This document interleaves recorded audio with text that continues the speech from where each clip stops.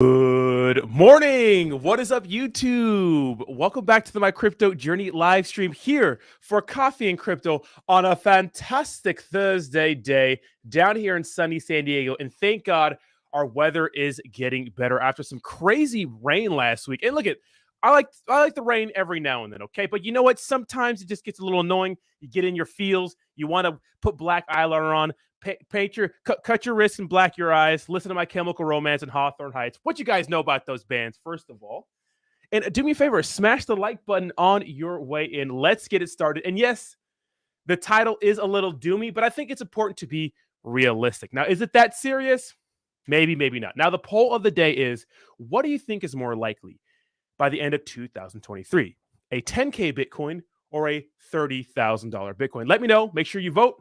I want to hear your opinion. We have some spicy topics for you guys today. First, we're going to talk about, is there going to be an upcoming crypto collapse? And if so, what the hell are we supposed to park our money into or buy the dip up? Like, how do we know? Two, Genesis is pretty much confirming everyone's fears is that they're filing for bankruptcy probably by the end of this week. I got a bunch of credible news sources yesterday that came out, like the typical ones in crypto and Bloomberg and others, right, that talked about Genesis possibly going bankrupt and why you shouldn't trust exchanges in 2023 or ever really. Australia launching their own stablecoin, but it's not a CBDC. Texas, of course, is bullish on Bitcoin, and the government, as we know, is spying on your transactions. Interesting. Very, very interesting. But first, slap that like button. Let me say what's up to the chat. If you're new to the channel, we start the news at 5-minute mark. And shout out to this month's sponsors, of course, Volt, Inu, and Cookies Protocol. Links to all their social medias is in the description down below. Hashtag advertisement, hashtag ad. Always invest with caution. And make sure you check them out. Mizzy Matt, good morning. I got to your DM, Mizzy Matt. Excuse me. I think I was starting to get sick, but I took a ton of zinc and vitamin C and everything, and I think I'm fighting it off. So, Mizzy Matt, I checked your DMs. I went ahead and DM'd you, a message back. So real quick, this is important. So Mizzy Matt DM'd me this morning and said that there was this in his wallet. So let me see. So just a little disclaimer for all you guys. Now, one of the issues with having your own wallet, like we talk about this, not your keys, not your crypto. One of the big issues, guys, is that some people will send you dusting tokens, right? And they're scams. So when you interact with these, they usually take all your crypto out of your wallet, right? So if you get an NFT airdrop into your wallet, or you get this sent into your wallet, and it's not like a real popular cryptocurrency that you know of, I wouldn't even touch it. Don't even interact with it. Hide it if you can, so you don't even get the temptation to. So we call those dusting scams or dusting tokens. Forgot exactly the name for them, but they're scams. Okay, so we have Mizzy Matt in the chat. We have Jay Linda. Good morning. We have Invisible Commenter. Good morning, baby. We have Renaissance Kinetic. Good morning. Good morning. Javi in the house. What's up, baby? What's up, baby? We have, smash that like. Where's Steve at? I don't see Steven here. Where's Steve at? We see Jay Linda. I don't see Steven, though. Where's Steve the Canadian at? We have Bud. What's up, Bud? We have Jay Crypto. Bruce, how you doing, baby? What's up? What's up? Silly Willy, what's up, baby? Let's get it. Let's get it. What's up, Don? What's up, Jay Hawk? How you doing, bro? Spencer James, welcome, welcome. Bud Yeti, good morning, good morning. Timbo Slice, not to be confused with Kimbo Slice. Francisco, good morning. We have Chris E in the house. What's up, baby? We got Web Twerp. What's up, Web? What's up, Chris? We got, let's see who else we got in the house. We got Gabe in the house. We got Hitoshi in the house. Frank Garcia. What's up, baby? What's up, baby Kamal? What's up, DO3130Y? What's up, Joe Dirt? I'm your sister. I'm your sister. You know what that's from? Yay! Yes, Sneaky. The Blockchainiac. What's up, baby? How you doing? Long time no see. Long time no see. Static Wolf. Good morning. Good morning. Chrissy, very, very good point. Kathy Wood said, Kathy Wood, I'm not listening to Kathy Wood, okay? Very smart woman, and I bet she was smoking hot. Well, she's kind of smoking hot for her age, but back in the day, I bet she was crazy smoking hot.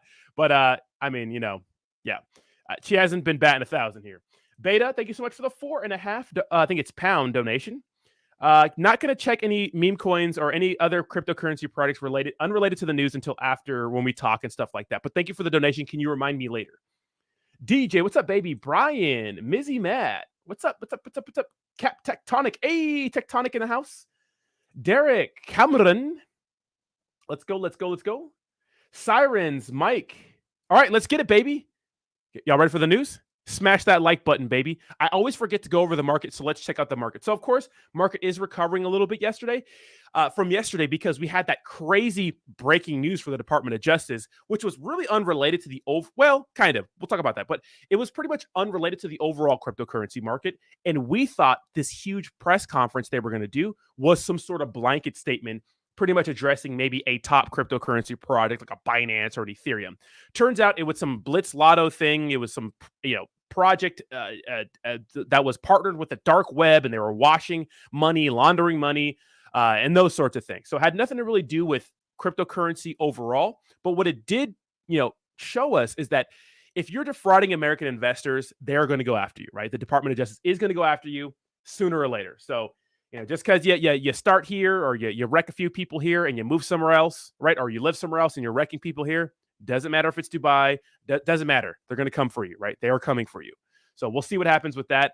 But it's kind of reassuring to me because maybe they'll cut down on the amount of scams we have in the space. But I mean, it's a growing industry and we're going to get a lot of scams. Now, all right. So, like I said, I bounce around a lot of different YouTube channels with cryptocurrency. And I think it is important to have some hope during these times, but I think it's important to be realistic because when you're realistic, you can prepare for a crypto crash, right? You can prepare for some sort of crypto crash. Now, what yesterday showed us is that any piece of bad news can really dump the cryptocurrency market significantly. I mean, we lost $50 billion in market cap size yesterday in like 10 minutes, which is absolutely insane. But we're used to that in cryptocurrency, right? We're just used to it. Volatility is part of the game, right? And if you're hodling, you got to be able to have some sort of fortitude, you know what I mean, to just hold, right? Now, like I said, it's important to have some sort of realism in this situation, right? It's so important because when you're real, you can prepare for it. It's not to say the sky is falling. It's not to say that crypto is going to go extinct. But if you're sitting here, like pretending like nothing's bad is going to happen, that we're only going to go up for here, or you're comparing some fucking dumbass Bitcoin chart from last year that did this thing this certain time when the moon was out and I don't know, some dumb charts I see on there like, oh, Bitcoin did this last year on January 19th. So, this is going to happen this year. That's stupid, right? Let's look at what's going on and why the crypto market's probably going to dump some more, right? Well, I mean, 60% of Americans, wrong chart. Microsoft, Amazon, and other tech companies have laid off more than 60,000 employees in the last year, right? So we're seeing a lot of job cuts, right? It's for some of our, superstar companies, right? We're seeing in my personal life, and I'm sure in your guys's, I'm seeing a lot of my friends get cut from their jobs or the companies that they're working at making downgrades or trimming the fat, right? We're seeing cryptocurrency exchanges cut their staff significantly. Well, why would they do that? Well, they're not stupid. They know that, well, if there's no volume in cryptocurrency, there's no hype. Well, then there's no transaction fees. Well, then they can't pay extra employees to do work. So that's important to look at those sorts of things. What else is big news? Well, what about inflation? What about the fact that the Federal Reserve has to kind of push us into some sort of recession, in order to get things back under control, right? To hit our goal of 2%. 2% inflation rate. Now, is that possible? Some say yes, some say no. I don't know. Some say they want to move the target to like 4% or 3%. I don't know what's going to happen, right? But we did get a big piece of news today, which I think is pretty interesting when it comes to the USA as a country, right? And we just broke, the USA likes to break records, right? Our all-time high when it comes to the national debt. We're at $31.41 trillion in debt. That's insane. Now, the argument is, well, keep in mind, when we raise interest rates, right, we have to raise them everywhere. And that applies to our national debt as well, right? Obviously, we can't pay these insane interest rates on the national debt for too long. And so that's why I always think to myself, well, are they going to keep raising interest rates? Are they going to move the inflation target goal? Because, how long can we possibly get away with doing this? Right? Can we afford to do this for another year? Right? And, anything coming out from the Federal Reserve is going to be big news for the cryptocurrency market when it comes to short-term pump and dumps. But overall, I do think we're going to be headed back down just because I'm looking at everything in the grand scheme of things. Now, yesterday I went grocery shopping and boy, yeah, it's crazy. I've been lagging on grocery shopping lately. I've been ordering a lot of Postmates. I'm a degenerate, whatever, eating out a lot. But, I'm getting my diet right. I'm getting ready to get shredded for the summer again. If you guys want to join me, maybe we could have a competition or something like that. But I'm going to get super shreddy for the summer again. Because health is wealth, guys. Always remember that health is wealth. Make sure you get exercise in, eat healthy, those sorts of things. And I'm looking, I'm grocery shopping, and my God, everything's so expensive. Like I buy like the same 93.7 ground beef, and it's just like $1 more. And of course, eggs are expensive. I'm like, wow. When you think right about pretty much the environment we're in, luckily I've been blessed with a job that lets me, not have to worry about buying groceries. But I know that's not the same thing not the same opportunity that's afforded to a lot of people, and I'm like, damn, imagine if you're penny pinching and you have to buy groceries for your family. Like, it's insane. So you don't have discretionary income. You don't have extra money to spend on cryptocurrency or meme coins and stuff like that. You really only have, if you want to invest, you really got to be smart with your money and put it in places that are going to be safe or get you money over the long term, right? Now, what do you think when it's we love cryptocurrency, right? And some of us don't even like to touch the traditional stock market. And I really recommend just diversifying, right? Whether it's, index funds, whether it's like single stocks, whatever you're into, right? On your Robinhood, whatever brokerage accounts you use, along with cryptocurrency. I think it's important to diversify. But if you were one of those people who just love cryptocurrency, well, what are you going to invest in, right? Now, this is an interesting article. It's a little old, right? From December 12th. It says 60% of Americans see crypto investment as highly risky, but millennials are still its biggest fan. Now, when I look at this, I'm like, well, okay, so all crypto is risky, right? But there's different risk levels to different cryptocurrencies, right?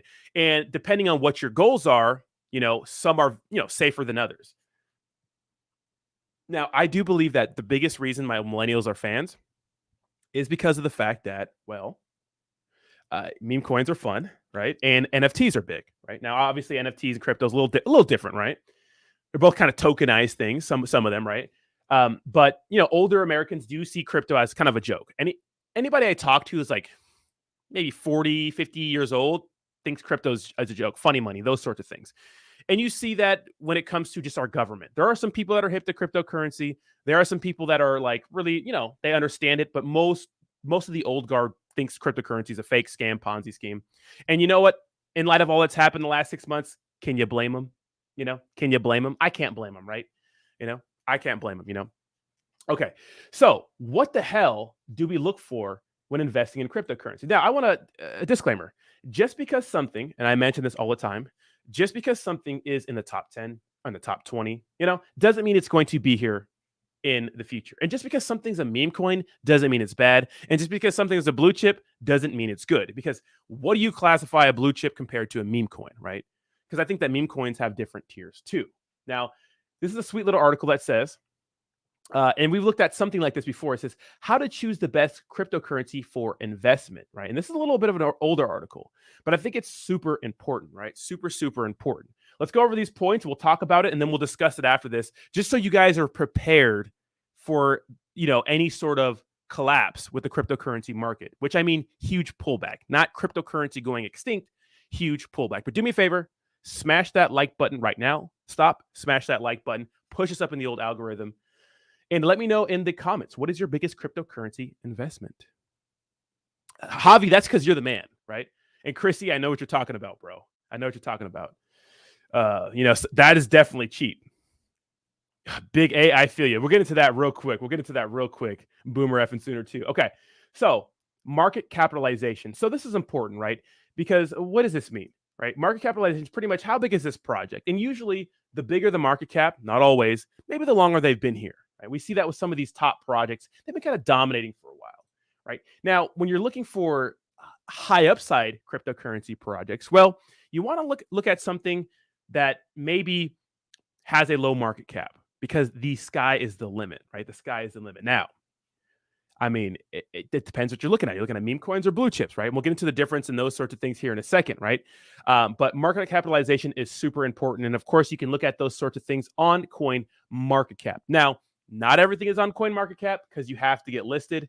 We have different websites like DEX Tools where you can look at a cryptocurrency or copy and paste a contract address into this little search bar, and you could check out a market cap of whatever this is, SHI, Shiba Inu, which is another shitcoin probably just created, $27 million market cap, right? So it's important to look at those sorts of things if you're looking for upside, right? How much can you possibly gain? What is the room? And this is why when I make this point, people get pissed off. I say, look at Dogecoin and Shiba Inu. Popular, we love them, huge community, but the upside isn't there, right? It's not there. It's not there to 1000x, right? It's not there to 100x. It's there to 10x, which is fucking great, right? It's there to 5x, which is still great, but you're looking for those crazy gains, that's probably not going to be the one, right? Okay, so market cap size is important. Total coins to be mined in current supply. Now, what makes Bitcoin so special is that it's kind of finite, right? It's finite. You can only mine so much of it. It's going to run out. And what is the supply? And realistic price targets for that supply. Very, very important. Now, what we see in our crypto, our token space, right? Our meme coin space, our shitcoin space is that, they do these burns and these sorts of things that cut down on the supply. Now, one logical person would ask, instead of burning so many tokens, why don't you just launch out of the gate with less tokens? Well, it's a gimmick, right? It's a marketing tactic. It's a gimmick. Burns only make sense if there's hype in the project, supply and demand. You know what I mean? So burns only make sense. You know what I mean? If there's hype in the project, because supply and demand. It's like if I have 20 pens and people want to buy 20 pens, then I'm like, damn, okay, great. I could sell these pens for, whatever I want because everybody wants them. If I have one pen and no one wants the pen, it doesn't matter, right? It doesn't matter. So that's very, very important. It's a big gimmick. So keep in mind it's huge. It's huge, right? And current supply. Now, people, always say Shiba Inu to 1 cent or something to 1 cent. It doesn't make sense if the market cap is high because it started off with a high supply, right? How do you get market cap? Price times supply, right? Right? Price times supply. Right? That's how you get the market cap size, right? So keep that in mind. Always look at the circulating supply because a lot of cryptocurrencies, they burn, right, some of these tokens or they put them away somewhere or stake them. That gets them out of supply, which makes obviously them more valuable if there's hype in the project and people actually want them. So it's important to look at those sorts of things, right? White paper. You want to make sure you look at the white paper. Do they have clear, concise goals that are kind of unique and not some cookie cutter bullshit that you see a lot of the meme coin space? I'm not going to go too much into this one, but everything has a white paper. How do you find the white paper? For example, Shiba Inu coin market cap. I can go to their website. Usually there's some sort of freaking, maybe they call it a Shibpedia. I don't know. Maybe, Shiba Inu is kind of old, so they usually don't have, sometimes they have like extra names for them. I'm sure it's their Shibpedia, which is their white paper. Let's check it out. Yeah, so this is the white paper. Yeah, so it's called the Shibpedia, but different for usually have some sort of paper that pretty much goes over their goals and values and those sorts of things, and you want to make sure you check those out. Use cases. Now, keep in mind, guys, most cryptocurrency projects within the top 50 or so, or most cryptocurrency projects are literally the same thing. They're trying to reinvent the wheel, right? They're the same. They're trying to do everything a little different, which is fine, right? Different blockchains, stable coins, just actual store of value, layer 1, 2, 3, layer zeros. You know what I mean? Everything, right? So swaps. So very, very important to look at the use case and how likely it is that people will use those use cases, right? So those are 4 very important things you want to pay attention to, right? And my last one is probably development team. Now, dev teams are important too, right? You need to know who's running your project. Of course, there are, in our space, we know there's a lot of developers who remain anonymous. Now, to me, I think it's important for developers to show who they are, especially in a space like cryptocurrency. You know what I mean? Where there's a lot of scams, and as people say, "Well, I don't want my personal life to be affected," and developers go through a lot. It's like, I don't care what developers go through. You're starting a cryptocurrency. You're starting a project, and you want people to invest their hard-earned money into it. So you need to dox yourself. If you want me to put my money into it, you need to dox yourself. Unless they've been around for a while and they're still operating. Shiba Inu, Dogecoin, I guess. Well, those sorts of things, right? I get it. Fine. We can trust you. Okay. So it's important to before in a bear market, right now, going into this bear market, and you're looking at good cryptocurrencies to buy and hodl, it's important to look at all these things because it's going to give you the best opportunity to make money or at least not lose all your money because cryptocurrency is the Wild West, right? These big products are going down left and right. And when the market starts to dump more, there will be more casualties, right? Make sure you do your best, you do your due diligence and do the best research you can so that you can have safer investments, right? So that's the most important part, right? Prepare for it, but educate yourself, right? Now, meme coins, right? Let's talk about meme coins real quick, and then we'll get into a little bit of questions about this topic, and then we'll get into the next topic. So we're not going to read this article, but it's a very interesting article, right? Early last year. It says, what are meme coins and are they worth investing in, right? So here's the thing about meme coins, guys. Here's the thing about meme coins. A lot of them are here for a good time and not a long time, right? And if you're in it for the good time, right? If you're buying something that's a meme coin and you're here for a good time, not a long time, you got to understand like what goes into that. Well, what goes into that is not being able to just take a break, like a month off or 6 months off from looking at your investment because meme coins are so volatile and their shelf life is very, very short, right? They're here for a week sometimes, they're here for a month sometimes, they're here for a year sometimes, and then they're gone, right? So if your goal is to make money, well, then you need to make sure you're on the charts and looking at it all the time. It's important. You have to be stuck to the charts. Cryptocurrency is 24/7, right? 24/7. It's not uncommon to invest into something, it go up 100x. You go to sleep dreaming about your new Lambo, wake up in the morning, and then it's rug pulled. Or to invest into something, it dumps 50%. You go to bed all nervous, you wake up and it's up, 20% or something like that, right? It's common in this space. So if you're going to get into meme coins, what goes into that is you being very diligent and making sure you're pulling profits accordingly, right? Making sure you're checking tokenomics, all these sorts of things to understand, hey, is it worth it for me to take profits and those sorts of things, right?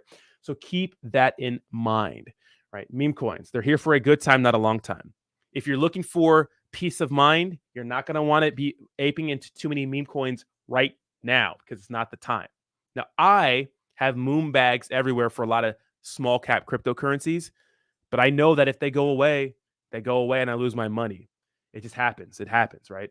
So, okay. So meme coins right now. I suggest being careful with these right now, right? Be very, very careful when it comes to aping into meme coins, right? You could definitely lose your ass in them. Okay. So that's pretty much my doom part of the video. We'll get into a clear value tax video near the end, which he talks about these sorts of things. And first off, I did get into Clear Value Tax's Patreon. I'm not going to be discussing any of his information in his Patreon because obviously it's for private members only. But we'll talk about his public videos, and he makes good points about the crypto bull run. And I'm starting to see a lot of other people say something like this too, right? People outside of cryptocurrency. So let me go ahead and read some of these messages. Bernie, I see you, a little weirdo. What's up, Johnny? How you doing? What's up, Racket Club? How you doing, baby? Edgar. What's up, Edgar? How you doing, bro? Edgar on that fitness journey too?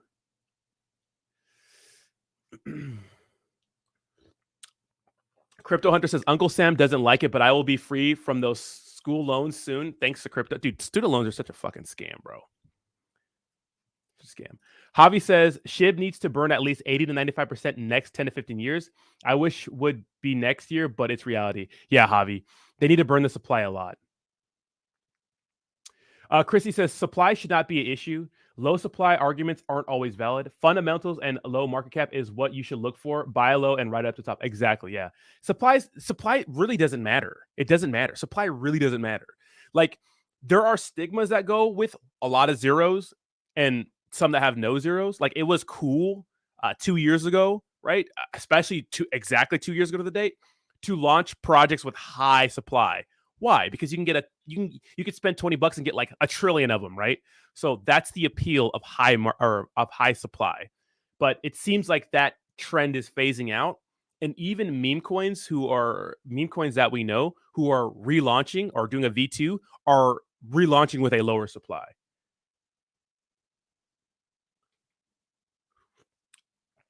What's up, Rorschach? How you doing, baby?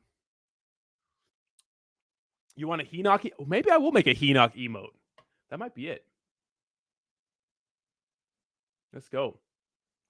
Let's go. Trollcoin says, I don't agree, Rodney. People use doxing to add credibility whilst they're smiling at you and take your money. That's true, but still, it's at least you know whose face that is, and at least you know if they go to another project, you know that you can't trust them, right? So, whereas if they scam you and they're not doxed, you don't know who it is. Sam, no spamming, please. We got 182 people watching in the chat, 44 likes. Guys, let's get to 100 likes, please. Push us up in the old algorithm.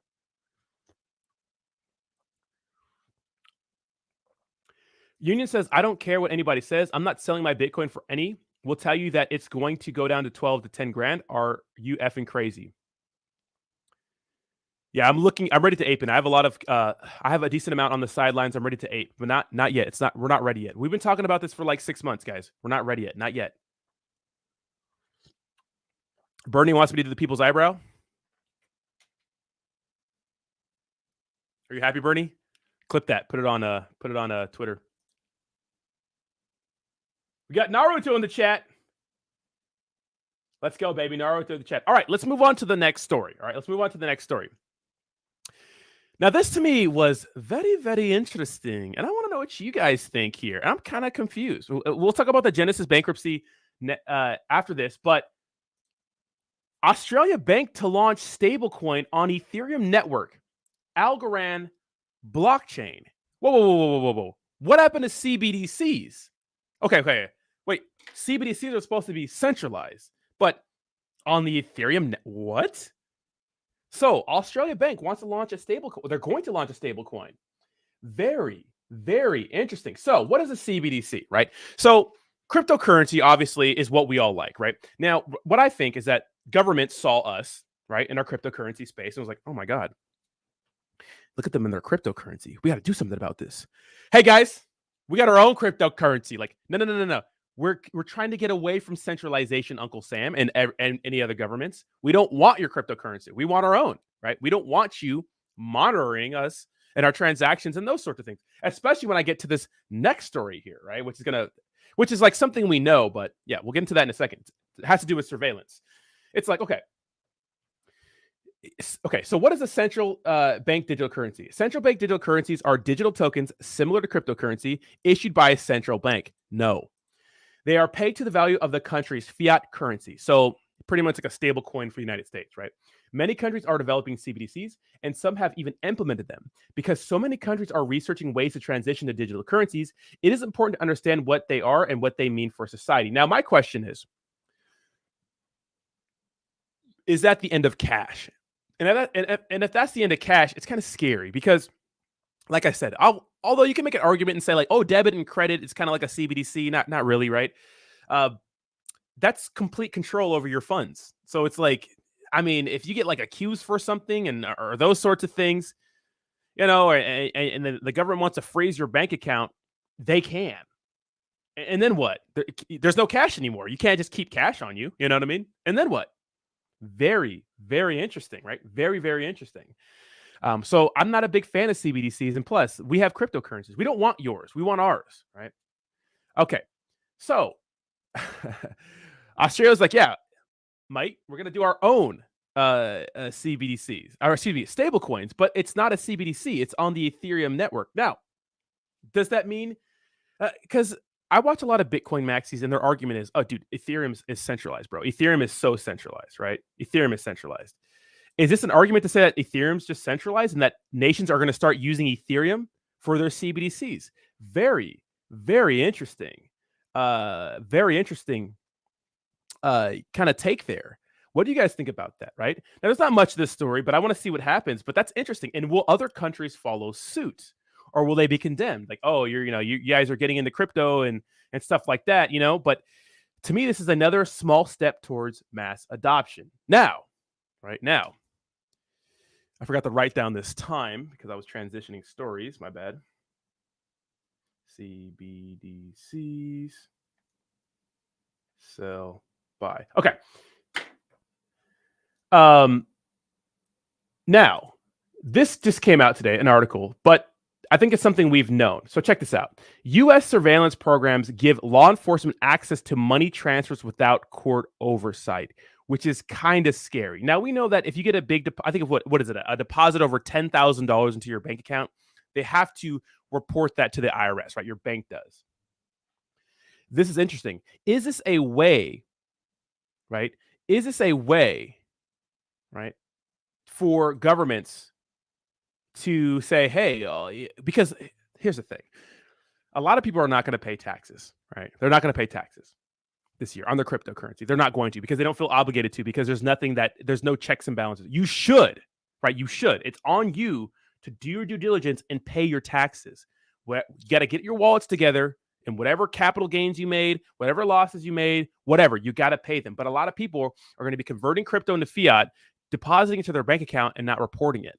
Now, what happens when they're watching your bank account get all this money into it, right? Where's that coming from? Oh, your Coinbase account. Well, how'd you get that money in your Coinbase account? So keep that in mind. You got to be very, very careful with these sorts of things. And yes, I know, Chrissy. I know it's not a CBDC. I know CBDC. Yeah, because it's on the Ethereum network. It's not a CBDC.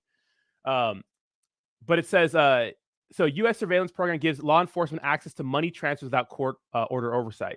It says the Wall Street Journal has reported that a new TRAC initiative, a U.S. surveillance program that gives law enforcement access to over $150 million money transfers without court oversight.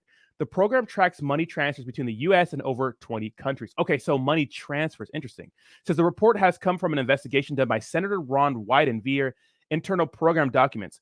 Moreover, it reportedly grants hundreds of different federal, states, and local authorities access to a database housing millions of money transfers. Okay, so is it just money transfers? It says, track program gives authorities unregulated access to money transfer. This says 2014. The Arizona State Attorney General's office created the Transaction Record Analysis Center, or TRAC. What is described by the Wall Street Journal as a little-known nonprofit was originally part of a settlement with Western Union. It was a way to confront the trafficking of drugs and people from Mexico. Oh, so maybe this is a little different. Maybe this is a little different, right? Maybe this is just transfers. Interesting. So just bank transfers? I thought they already did that. It says, now that very program has expanded exponentially, the report states that it now has the capability to allow 600 law enforcement entities unlimited oversight of money transfers within the United States and internationally. Okay, so it does apply to within the United States. It says TRAC documents the full names of both the sender and recipients, as well as the total amount. Subsequently, the program director, Rich Liebel, has also stated that it has led to hundreds of leads and busts involving drug cartels and other criminals seeking to launder money, according to the report. Well, this is not new. Like, we knew that they're tracking our transfers. Like, this is not new, right? This is not new. Now, it says concerns. I mean, what are the concerns? People spying on you, right? Now, the argument is, and I hate this mouth breather ass argument.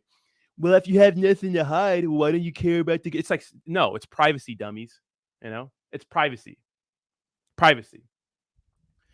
Okay, so this is something different than I thought it was, but still, here's the thing. Well, what's a good alternative to this, right? What's the ultimate alternative to this? Sending shit in your wallet, right? Sending shit in your Coinbase wallet or your non-custodial wallet, right? For example, if I wanted to send, Selmo Fudd a bunch of money, I'd be like, hey, Selmo Fudd, send me your ETH address or send me your wallet address. He could create a new wallet in like 5 seconds, right? And then I could send him the money, and none of our names are attached to it. So this is interesting. I thought this was going to be more for like actual deposits from like Venmo, a Cash App, maybe multiple bank deposits and those sorts of things. I didn't think it was transfers internationally with the United States, right? So if you're using Venmo, you're using Cash App. I know a lot of people that use Venmo and Cash App for like their small businesses, and that's supposed to be, taxable income, right? You got to make sure you report that. Now, I know that, what is it? If you have a transaction $600 or over, there's going to be a special tax form this year that you have to use for those accounts. So be very, very careful with those sorts of things. And make sure you track it accurately, right? Make sure you check it very, very accurately. So literally the solution for this is just to use a wallet, right? A DeFi wallet, and send money back and forth without the government tracking you. Now, if you're doing something illegal, obviously we don't condone doing that. But if you just enjoy your privacy, like any American should or would, right? Then consider using, a DeFi wallet, so the government can't really track you and those sorts of things. Obviously, when you convert crypto into fiat and those sorts of things, they're gonna know, right? Yeah. Well, what happens, Javi, is that if there's a transaction that's like a business related, or is it anything or business related, with a Venmo or a Cash App, you have to report it. There's a tax form for that. But I think it's only for like say, for example, your mom just gave you money to give you money, or a family member just gave you money to give you money. Fine. But if you have a business and you're getting paid with Venmo or a Cash App, and it's over $600, then you have to report that, right? Jerome says privacy and everyone's rights went out the window with the Patriot Act. Isn't it crazy they call something like that the Patriot Act? Crazy. I think Chris E mentioned that too. Yeah, he mentioned that too. Yeah. Shout out to Snowden. Cool guy.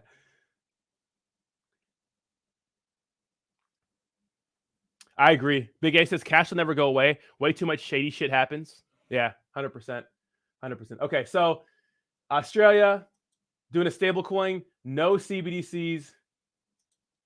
For them, at least, they're doing a stable coin on the Ethereum network, which is kind of nice. Now, a lot of people's worst fears were confirmed. Let's watch this news article, because Genesis might be filing for bankruptcy. And this is the thing we see time and time again in this space. Time and time again in this space, right? Time and time again, right? We got 190 people in here. Smash the like button, baby. Push us up in the old algorithm. A lot of people's fears are confirmed, right? And this is why I don't trust cryptocurrency exchanges. Guys, in the description of this video, I have a video on how to use a ledger. Look at the video. Just look at the video. Just look at the video, right? Learn how to use a ledger. They're like $60 for one. I go from buying it to opening it, to unboxing, to setting it up, all that good stuff.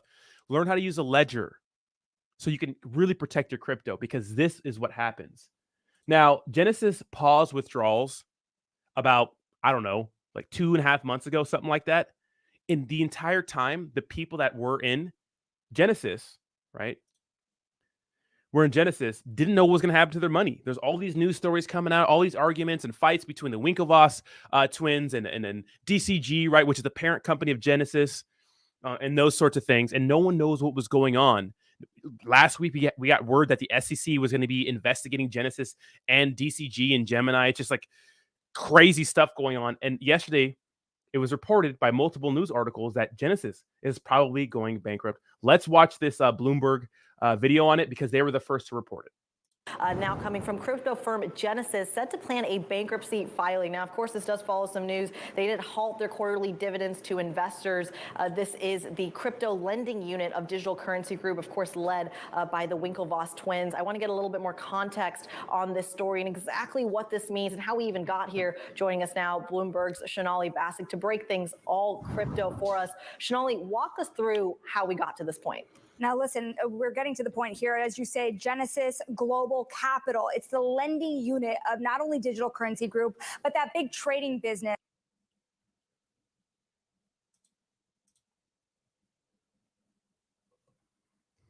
Freeze. First of all, shout out to Javi for the $10 super sticker. Thank you so much, Javi, for the $10 donation. Appreciate you so much. Literally, donations in a bear market are like double. Thank you so much, Javi. I appreciate you, brother. That is known as Genesis, that is a big part of the crypto industry. Now, this global capital unit had suspended withdrawals back in November. This is the counterparty to that Gemini business, Gemini Earn, that also she is a babe, withdrawals. It's been a very bitter fight playing out in real time, as well as these two businesses facing scrutiny from the SEC, sued by the SEC. Are we just lagging? Let's go. Got to put like poverty BTC quality for the marketing and dissemination of these products. Now, remember, Genesis Global Capital, the plans here may change. The talks are ongoing. They have been talking to creditor groups amid this liquidity crunch. The question has been for a while now how much the plans here at the Global Capital unit could start to spiral into other parts of this empire that is Digital Currency Group, run by Barry Silbert, who is very well known on Wall Street, previously had his own career on Wall Street, to the point that you're making it's DCG that told shareholders that it would suspend quarterly dividends to conserve cash, according to that January 17th letter. An effort to go through a bankruptcy proceeding will put questions forward on the relationship again between DCG and Genesis, as there were intercompany loans there, but there are other counterparties here to consider. So in the event of a bankruptcy process, who gets what back and in what order, given the closeness to Digital Currency Group, and does this stave off Digital Currency Group's broader concerns more largely if a bankruptcy process comes to fruition? And Shanali, just another reminder of the ripple effects from all these headlines we have been watching unfold these last few weeks and months, the obvious one being the collapse of FTX. Absolutely. And this is so sad, right? This is so sad because, the investor at the end of the day, the person, the average Joe who trusted these people who were getting their 8% APY, right, for staking their Gemini dollars. I think they're called GUSD or some shit, or Genesis dollars or something like that, right? They're GUSD. Wrecked. Now what? Right? So it's unfortunate. It's unfortunate, and it's the contagion. And when this collapses, what's next? When does it stop? Who's affected? And can these companies survive another big pullback in the cryptocurrency market? Right? Can they? Thank you so much. May you be well for the $10 donation. Says happy birthday. It's not my birthday, but it's a running joke on the channel. Thank you so much. May you be well. And Bernie, thank you so much for the 10 European money donation. Thank you so much. Happy birthday. Thank you so much, Bernie. I do appreciate it. It's not my birthday, but thank you so much.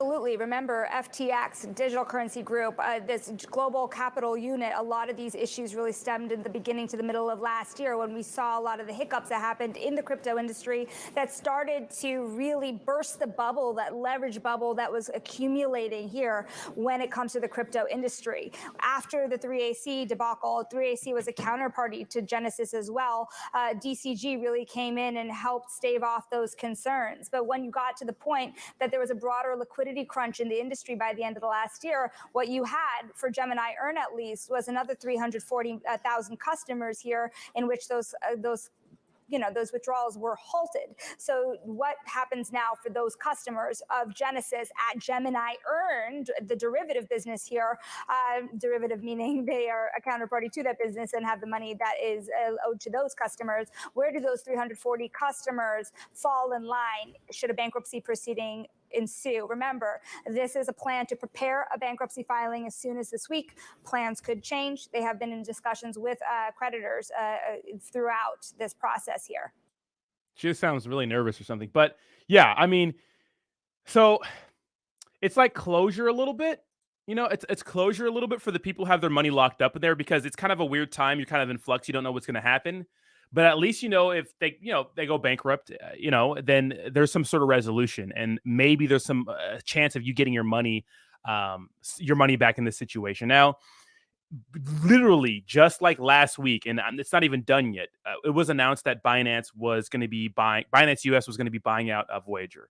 Now, Voyager collapsed months ago, guys, and it just barely happened, right? So this is last week. So when it comes to Genesis, is it going to be another 7 months before people know how much money they're going to get back, if they're going to get back any?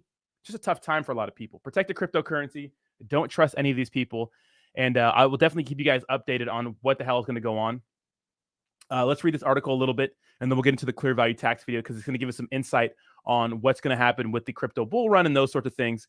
And those sorts of things. So it says, amidst an ongoing battle with the SEC, Bloomberg has reported that cryptocurrency firm Genesis is reportedly planning to file Chapter 11 bankruptcy. Of course, that's restructuring. Doesn't mean they're done, but I mean, we could stick a fork in it, right? It says the firm has been embroiled in conflict with the U.S. Securities and Exchange Commissions and was charged by the regulation firm last week for the selling of unregistered securities. It says the Genesis and Gemini battle had been a dominant headline thus far in 2023 and crescendoed with last week's charges. Now it appears that Genesis is forced to seek Chapter 11 protection following the events of the past month. The platform has been a constant story in the cryptocurrency sphere this past month, following a layoff of 30% of its workforce in early January and its highly publicized battle against the SEC and Gemini. Now, the cryptocurrency lender Genesis has been forced to file for Chapter 11 bankruptcy. Genesis, owned by Digital Currency Group and Barry Silbert, has been the subject of public attacks by Gemini, publicly stating that the accounting errors and misleading tactics taken by the cryptocurrency firm in regard to its former collaborator. All of this followed the two platforms partnered in February 2021, leading to the charges issued by the SEC last week. Both platforms were the subject of charges by Gary Gensler and the regulatory agencies for the sale of unregistered securities, subsequently also related to the collaboratively crafted Gemini Earn program. Now, the cryptocurrency firm is allegedly set to file for Chapter 11 bankruptcy this week. Additionally, Bloomberg reports the firm has been in confidential negotiations with various creditor groups amid liquidity crunch. So, is anyone going to throw them a bone? I don't know. But this is a weird argument, right? Or a weird fight because we have Genesis, right? Or excuse me, Gemini criticizing Barry Silbert and DCG and saying they were doing some shady shit, like mismanaging funds and doing illegal stuff, of course. And then, of course, we know that Genesis and Gemini partnered in 2021. And like, there's a bunch of fights going on. And now Gary Gensler's like, Gary Gensler's like the parent, and Gemini and Genesis are like the little kids fighting. And then, and then Gary Gensler's like, no, you're both in trouble, right? So it's like a weird, like a hate triangle, right? Wouldn't even call it a love triangle. So a lot of drama going on. We'll see. But what we've noticed, guys, in these liquidity crunches is that no one comes to the rescue, at least not for full price, right? They want a discount. So no one comes to the rescue. It's very important that you guys understand that, right? It's like people say they're going to save someone, but it never happens. It never happens. And yes, do me a favor, smash that like button. What's up, Bree? How you doing, baby? Crazy. Nuts. And yes, you are late for, oh my God. Chris Eve with the $10 donations. Happy birthday. Thank you so much, Chris. Yeah, I do appreciate it, bro. It's my birthday. Almost 200 people and only 74 likes. Let's go smash that like button. Push us up in the old algorithm, baby. Push us up in the old algorithm. Renaissance says, I knew since 2020 Barry Silbert is going to be screwed one day. Well, I mean, he owns a lot of companies, right? And I think Cointelegraph or I think it's CoinDesk they own, which is like, I think the biggest crypto news publication. So crazy. Thank you guys so much for the birthday wishes, little weirdos. Let's go. 200 people in the chat. Smash that like button, baby. Let's go. Push us. I appreciate y'all. Yeah, FTX did set off a chain reaction. It did. Big A with the roast says, for credibility sake, you need to wear a Richard Hart style shirt on one of your live streams, not a t-shirt you stole from one of Jake's. I don't think Jake even knows about Dragon Ball Z. What y'all know about Dragon Ball Z? Get out of here. I mean, this is Dragon Ball Super, but thank you. Infinite Money. I appreciate you, bro. Yeah, the Blitz Lotto thing was crazy yesterday, right?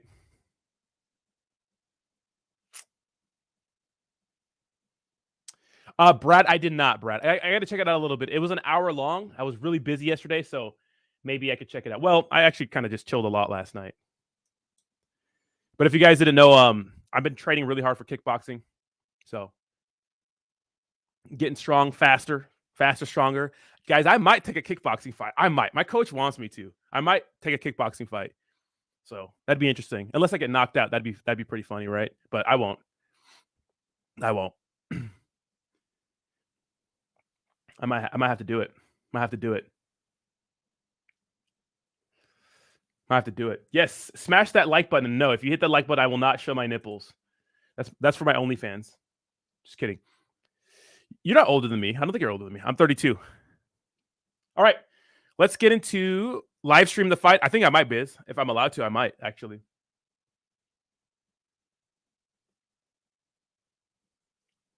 Wasn't FTX giving CoinDesk money? Dude, FTX was giving everybody money, Brian. What was the statistic that came out? What was the SBF?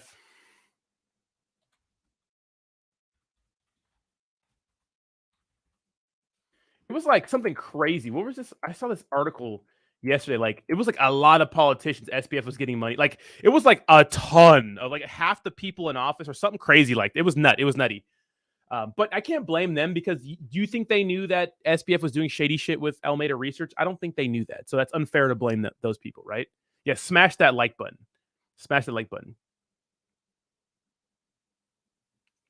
Let's go, baby. Smash that like button. Thank you so much, Javi. I appreciate you. Tate versus Greta. We're the same age, baby. We're the same age. All right. Let's go to watch our clear value tax video. Of course, I just joined his Patreon, Chris. I don't know if you're in there, but I just joined yesterday. And this is a public video, obviously. Let's listen to what our main boy has to say about it. And of course, links to the video is in the description down below. Subscribe, all that good stuff. Join his Patreon. If you like, I'll see you in there. And let's see what he has to say about the situation. Has not started yet. It's going to happen in There it is. The crypto bull run has not started yet. It's going to happen in 2024. My Bitcoin price prediction of $12,000 still stands. What you're witnessing right now is a bear market rally. I know it's stirring that FOMO sensation, but maintain discipline because this is a trap. I'm making this video. No, shut up. I watched the cryptocurrency video this morning. They told me it's going to pump this year. It's the matter of factness that gets me, right? Video because I don't want you to get baited into this dead cat bounce because emotions and FOMO are a powerful thing. So I want you to know this. I like crypto. I like Bitcoin. I believe that in the next bull run, there's going to be a lot of money to be made. There's going to be a lot of new millionaires minted. But if you have limited money, who's making money, baby? Let's go. Who's coming to the moon with me? Strap your bags, baby. Look at this is the year of grinding, all right? This is the year of making extra income so we can dollar cost average into our favorite projects. Safe ones, of course. Let's go. Let's thrive in 2024. I'm fired up.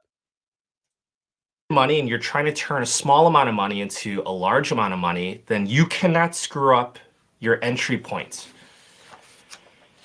If you have the mentality that this price where Bitcoin is at right now is good enough, that if you buy now and just hold, then you'll be okay in the next bull run.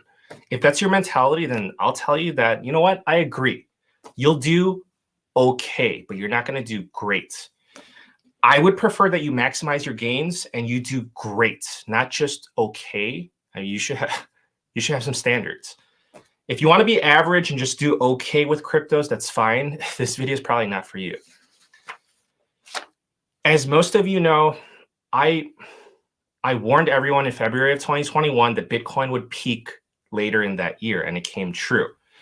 I already made an 11-minute I told you so video 2 months ago. You can verify for yourself, so I'm not going to get into that again today. Not only did I call the top, I predicted that cryptos would crash, and obviously that came true. My target entry point on BTC has not changed. Bitcoin's high end of the target range is $12,000. So I'll start buying at $12,000. If it falls further, I will dollar cost average down. And then I'm going to hodl. I'm just going to strap myself in for the next bull run. Let's go, baby. Until then, let's go, baby. I am not paying $21,000 for Bitcoin. That is for suckers. Is there a chance that this bear market rally has some steam left? So yes, of course. I cannot predict short-term volatility, what's going to happen in the next 2 weeks leading up to the February 1st FOMC meeting. But in the midterm, there's more downside pain to come because there's more clarity, and I'm going to tell you why. But first, I want to say this. At the making of this video, BTC is at $21,000. With this little rally, I shorted Bitcoin at $20,000. The next two resistances are at 22,500 and 24,600. If BTC goes higher, I'm going to dollar cost average up. But do not get me wrong. I am not shorting Bitcoin because I don't like crypto. It's the opposite. I'm short. Look at this futter. Look at this futter. How many people will call this guy the futter? Look at this futter. You fucking futter. Who's paying you to FUD cryptocurrency? Who's paying this man? People are so crazy in the cryptocurrency world, right? So crazy. Yeah, smash the like button, baby. Shorting Bitcoin because I want more crypto. I want to make money on the way down so that I can have more cryptos on the way up. So shorting is not for the faint of heart. If you don't know what you're doing, I would recommend that you do not short Bitcoin. And I'm not going wild. I'm not all in, and I'm only doing 1x. I'm not doing 3x or 10x. I'm not using crazy leverage. So I'm not going to pull a YOLO. So listen, here's how I see this going down. The United States, Europe, and developed countries are accustomed to a low interest rate environment, basically 0 to 0.25%. When looking at real interest rates, and we're talking negative real interest rates, in that type of a world, you have an exaggerated risk-on environment, which is great for cryptos. That world is collapsing. It's collapsing very fast. It's going to come back, but it's not going to come back in the near future. So listen, we're still in a risk-on environment. It's nothing like 2020 or 2021, but capital is still rotating out into risk-off investments. We now have a high interest rate environment, and consequently, that's going to hurt the economy. The US will be bad. Europe, they're going to be worse. And China, they're still trying to get back on their feet. Interest rates, the Fed funds rates will go a little bit higher this year, maybe 50 basis points, maybe 75, and that's going to hurt. So what's going to hurt more is the fact that interest rates will remain high for quite some time. It could be 6 months at the earliest, maybe 15 months at the latest when the Federal Reserve decides to cut interest rates. The market is predicting sooner rather than later. The market is saying a Fed pivot in 2023. The Federal Reserve is saying the latter, Fed pivot in 2024. Leading up to that time frame, whether it be 6 months or 15 months or somewhere in between, the economy will suffer. So I would say that that is 99% probable. Some economic models are saying 100% probable. I never want to say never, so I'm going to stick to 99% and leave room for a miracle, a soft. Real quick, you guys in the chat, let me know what your probability is. Crypto or Joshua, please stop shilling VRA, please. I know you're a member on the channel, but stop. You haven't been saying anything but shilling whatever the hell that is. Just stop. I'm gonna put you on timeout. Relax a little bit. Just hang out. You know what I mean? We're done with the shilling like crazy like that. You know what I mean? Spencer says, I hope he finds a way to say bussin' or no cap. Now it's funny because he called Tether a shitcoin. He called it a shitcoin. He's like, ask crypto people, they could back me on this one. I don't think Tether's considered a shitcoin, but maybe some do, right? It's like the third, it's the largest cryptocurrency, a stable coin by market cap size, right? But he calls it a shitcoin, which is hilarious, right? Let's continue. Landing. As the economy degrades, as GDP slows, unemployment rises, and more bankruptcies come into the headlines, this is going to have an impact on the stock market and the cryptocurrency markets. The Dow Jones will be down, the S&P will be down, the NASDAQ will be down. The NASDAQ, yes, it has already been beaten down a lot. It got hit the hardest, and it's going to continue to get hurt the most. The cryptocurrency market will be most correlated with the NASDAQ. And on top of the real economy degrading, I have to remind you that the Federal Reserve is performing quantitative tightening. So in 2020, the real economy cratered, but the Federal Reserve saved the stock market and inflated cryptos by printing trillions of dollars. That excess money, it had to go somewhere, and a piece of that went into the cryptocurrency markets. The Federal Reserve will not turn their money printers back on in 2023. They can't. It's not like they have a choice. They can't. Otherwise, they're going to aggravate inflation. So the Federal Reserve will not inflate the cryptocurrency market in 2023 with money printing. They might try to rescue the day with a Fed pivot with interest rates, but not with quantitative easing. That's for 2024. And right now in 2023, what the Federal Reserve is doing with quantitative tightening, it's acting as a headwind for the markets, especially for risk-on assets. So what am I expecting in the next 6 months? I'm expecting three things. One, the economic situation will get worse. Two, I do not expect any help from the Federal Reserve when it comes to money printing, quantitative easing. Three, I expect the stock market and the cryptocurrency market to continue going down lower.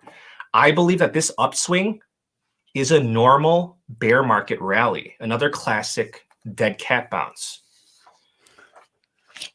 Now, a lot of people are asking me this, so I want to address it. People are saying, Brian, what are the best altcoins to get into right now to prepare for the next bull run? Now, when I talked about the beginning of the video, I wanted to talk about that to kind of set this up, right? Like what to look for, right? So keep that in mind. But he makes a very good point here, and we'll kind of elaborate on this point. So I'll say this. When Bitcoin reaches $12,000 or under, I personally prefer BTC to begin the hodl phase. Because if Bitcoin falls, if it falls further than $12,000, then Bitcoin is going to hold. So BTC is going to hold up better than most altcoins. So in other words, if BTC falls below $12,000, altcoins will get hit harder from a percentage standpoint. That's because altcoins have a higher beta compared to BTC. When the coast is clear and the bull run begins, that would be the optimal time to switch out a portion or all of your BTC for altcoins. Because if you catch BTC at $12,000 and you get out at the peak of the next bull run, sure, you could 8x or you could 9x. But with altcoins, because they have a higher beta, in a bull market, you could do 30x, 50x, 100x. Sky's the limit. Right? That's true, right? That's true. So that's something like we talk about, right? And when it comes to altcoins, they're so volatile, right? It's insane, right? But Bitcoin is the safest bet. And look, if you're betting on the future of cryptocurrency, obviously a 20K Bitcoin, which we're at right now, is better to get in at than a $69,000 Bitcoin, which is the peak of the last bull run, right? But the safe bet right now is really just Bitcoin and maybe even Ethereum, because there have been a lot of quote unquote ETH killers that never killed ETH. In fact, one of the biggest ones was like Solana, right? Now, people talk about Cardano, although Cardano's been silent lately, right?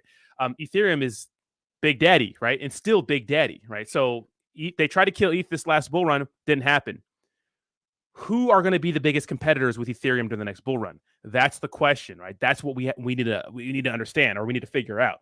And that's why at the beginning of the video, those are some things we can look at. But at the end of the day, we really don't know. And yes, DJ, the bigger the risk, the bigger the reward, right?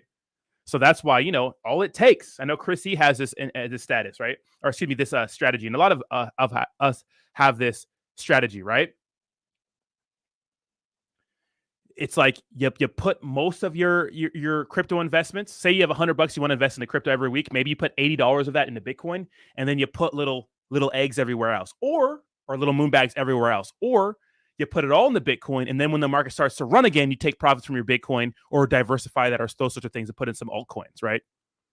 So, yeah, I mean, whatever strategy you have, but it's going to be interesting. So do not twist what I'm saying. This is not a get-rich-quick scheme. If you want this to pan out perfectly for you, then you have to play your cards right. And I'm saying that you're going to have to wait it out for at least 2 to 3 years. And that is a lot of time for you to get emotional and make a lot of mistakes. Now, here's the good part. The bull run starts in 2024, and I'll tell you why. Bitcoin halving is in the first half of 2024. Yeah. At that time, we'll have basic economics working in our favor, supply and demand imbalance from the halving. It's not going to happen on that day, on the halving events, because of the lag effect. In 2024, we'll have a recovering economy, which is good for the markets. The Federal Reserve will bring back quantitative easing. The money printers will be turned back on, and money will rotate back into risk-on assets. QE, so quantitative easing, will weaken the dollar. That's going to be a tailwind for cryptos. And this is going to be the perfect recipe to launch Bitcoin and cryptos into the next bull run. If you like this information and you want exclusive content on cryptos and stocks, then please come check out our Patreon website. We have an awesome community over there. I'll leave a link down below. Please subscribe. I thank you for the support, and I wish you a very nice day. Take care. Now, the crypto bull run. Now, I just I joined his Patreon yesterday. I think there's some good value in there. So if you guys want to come hang out with me, I'm under Rodney or MC Rodney. I put my profile picture's the same on my YouTube channel, MCJ, and we can be degenerates in there if you guys want to get some alpha. So, and then what he does is that he'll put like little videos, like after he films this videos of like pretty much more alpha of what's going to go down or what they think is going to go down. All right. So 1. Oh, I mean, what do you guys think? What do you guys think about this next year? Do you think the bull run's happening this year?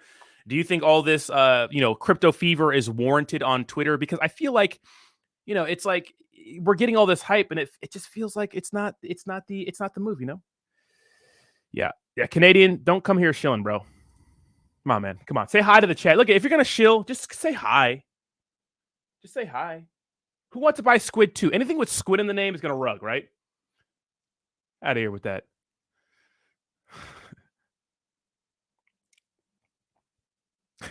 Sebastian says USDT just fell to $1. Shut up, Sebastian. I'll be back. I need to get some freaking Tums. My stomach. So I bought this. I'll tell you right now. I'll tell you. Let me know what do you think is going to happen in 2023. I'll be right back.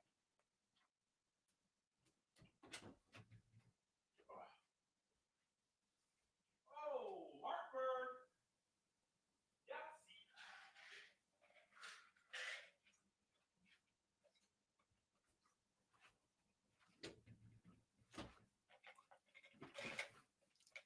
Need my Tums, damn it.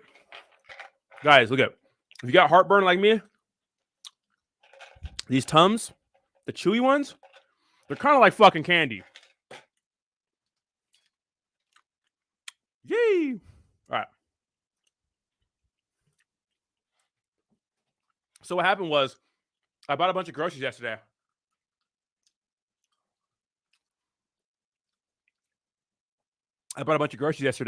And I want avocado. So one of my favorite breakfasts is sourdough toast, like big ass piece of sourdough toast, a small layer of guac or avocado, doesn't matter. 2 eggs on top, 2 over easy eggs, and a little bit of ketchup. Ooh, bussin'. But I got spicy fucking guacamole on accident. So I can't eat. I love spicy food, but my body, the spirit is willing, but the body cannot handle spicy food. And it's just wrecking me. So that's my dilemma right now, is that I'm getting wrecked by this spicy guacamole, which is so good. I've had like 6 pieces of avocado toast in the last like 12 hours. It's kind of degenerate.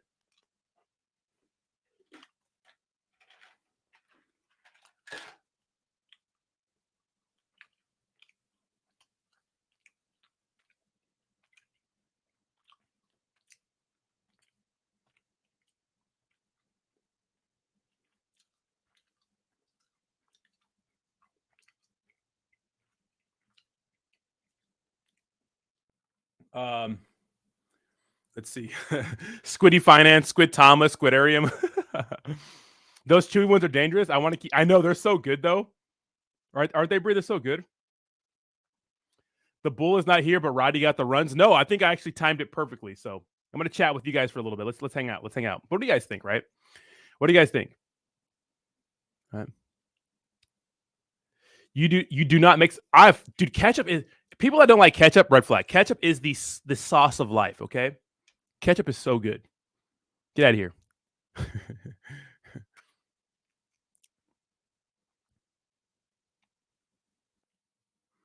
One time I ate 10 Tums since there wasn't a label indicating the recommended amount. Then I saw you can peel.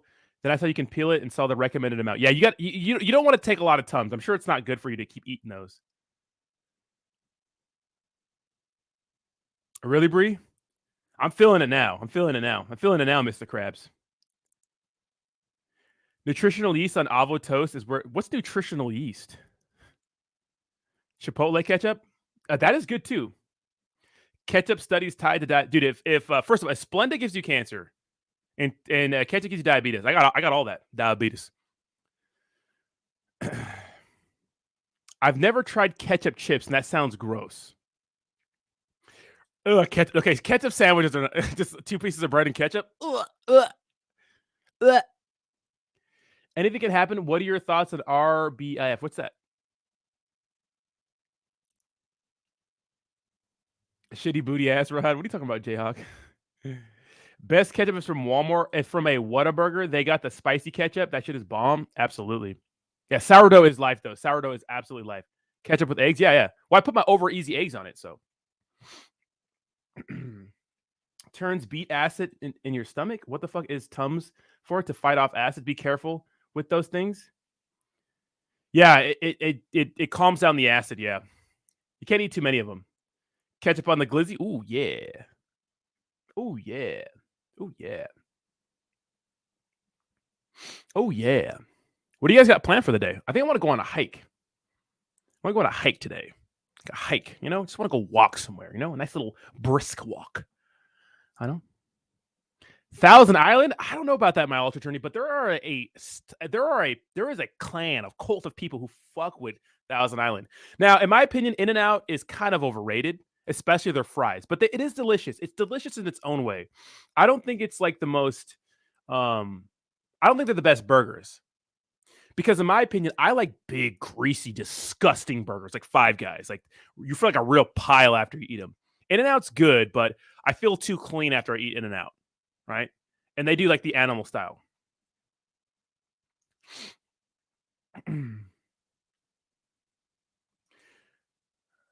I know, Brie. That's me with spicy food a lot. Mizzy Matt's at work. Chris E says, I used to eat a lot of gummy worms 4 years ago. I could eat a whole 5 pounds. I gave it up to prevent myself from getting diabetes. I take cinnamon pills to stop sugar cravings. Yeah, dude. Yeah. See, I don't have a sweet tooth. Some people have a sweet tooth, but I don't. I'd rather, if I'm going to eat a bunch of BS, I'd rather get a bunch of savory foods. Every now and then I'll have a sweet tooth, but it's usually savory. Like if I'm sitting on my couch and I want a snack, like I just want to sit down and like binge eat and watch a movie, I'm going to get like maybe some Doritos or like a burger or like a 40-piece chicken nugget or something like that. Right?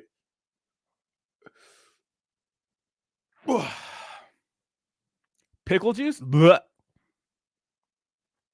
Ain't no time for walks. Dude, sometimes it's good to get outside, put on some headphones, right? And get some sunshine.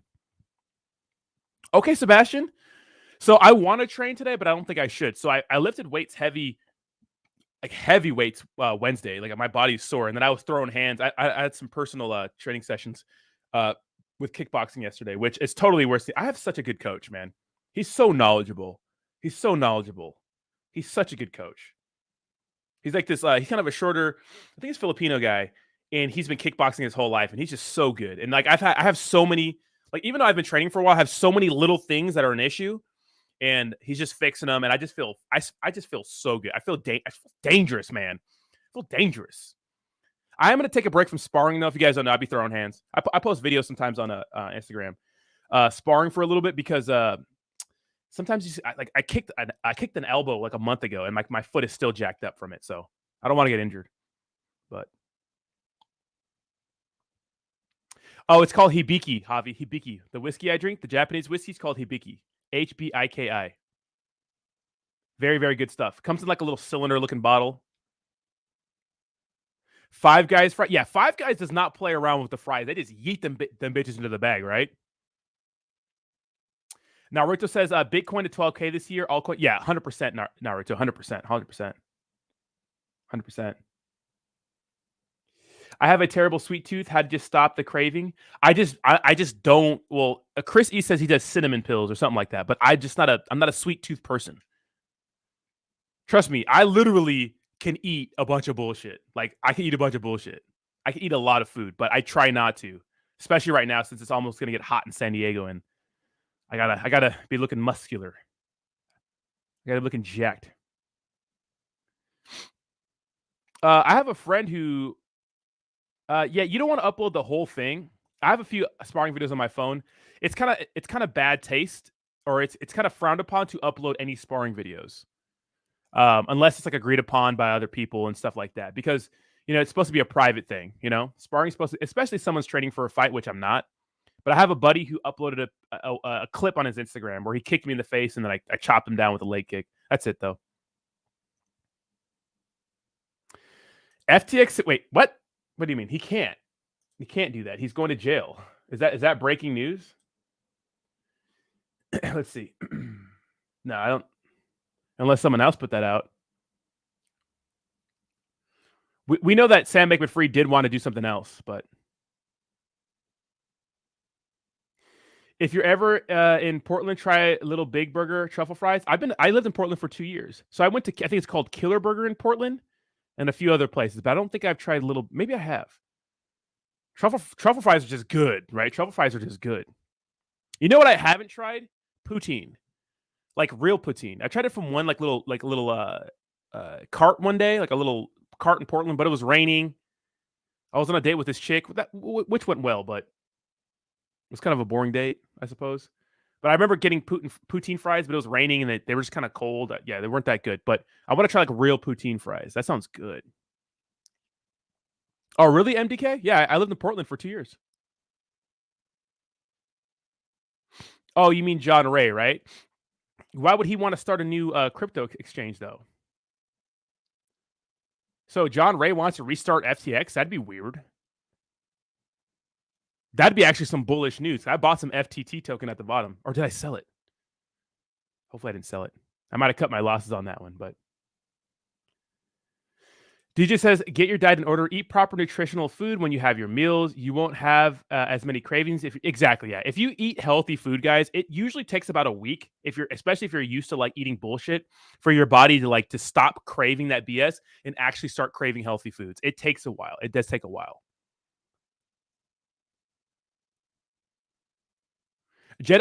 Roger, Killer Burger is good.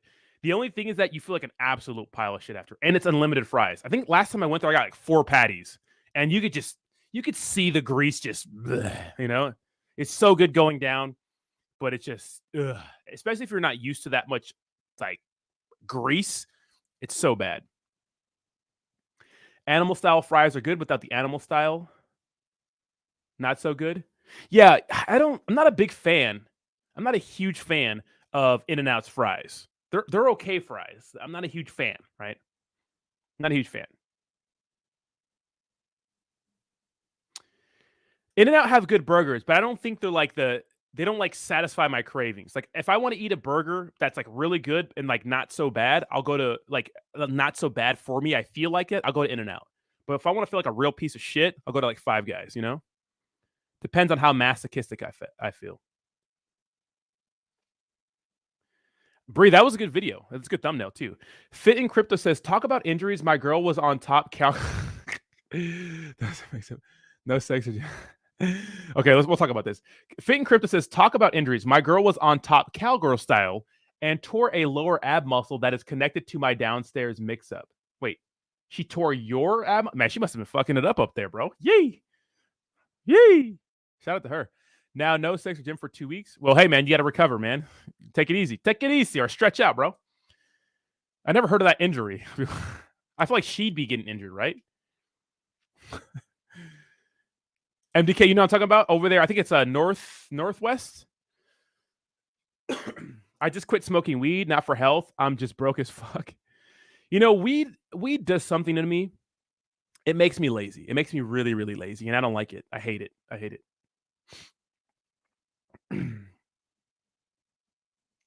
Cobra says, F eating healthy, just eat whatever you want, enjoy it. Yeah, I mean, that's all fine and dandy until you get older, right? Until you get older. Guys, it's not worth it to be in the hospital and have health problems and have to take things every single day because you get the small choices every day. I don't want to sit here and sit on my soapbox and shame you guys, but dude, come on, man. Like, just eat healthy.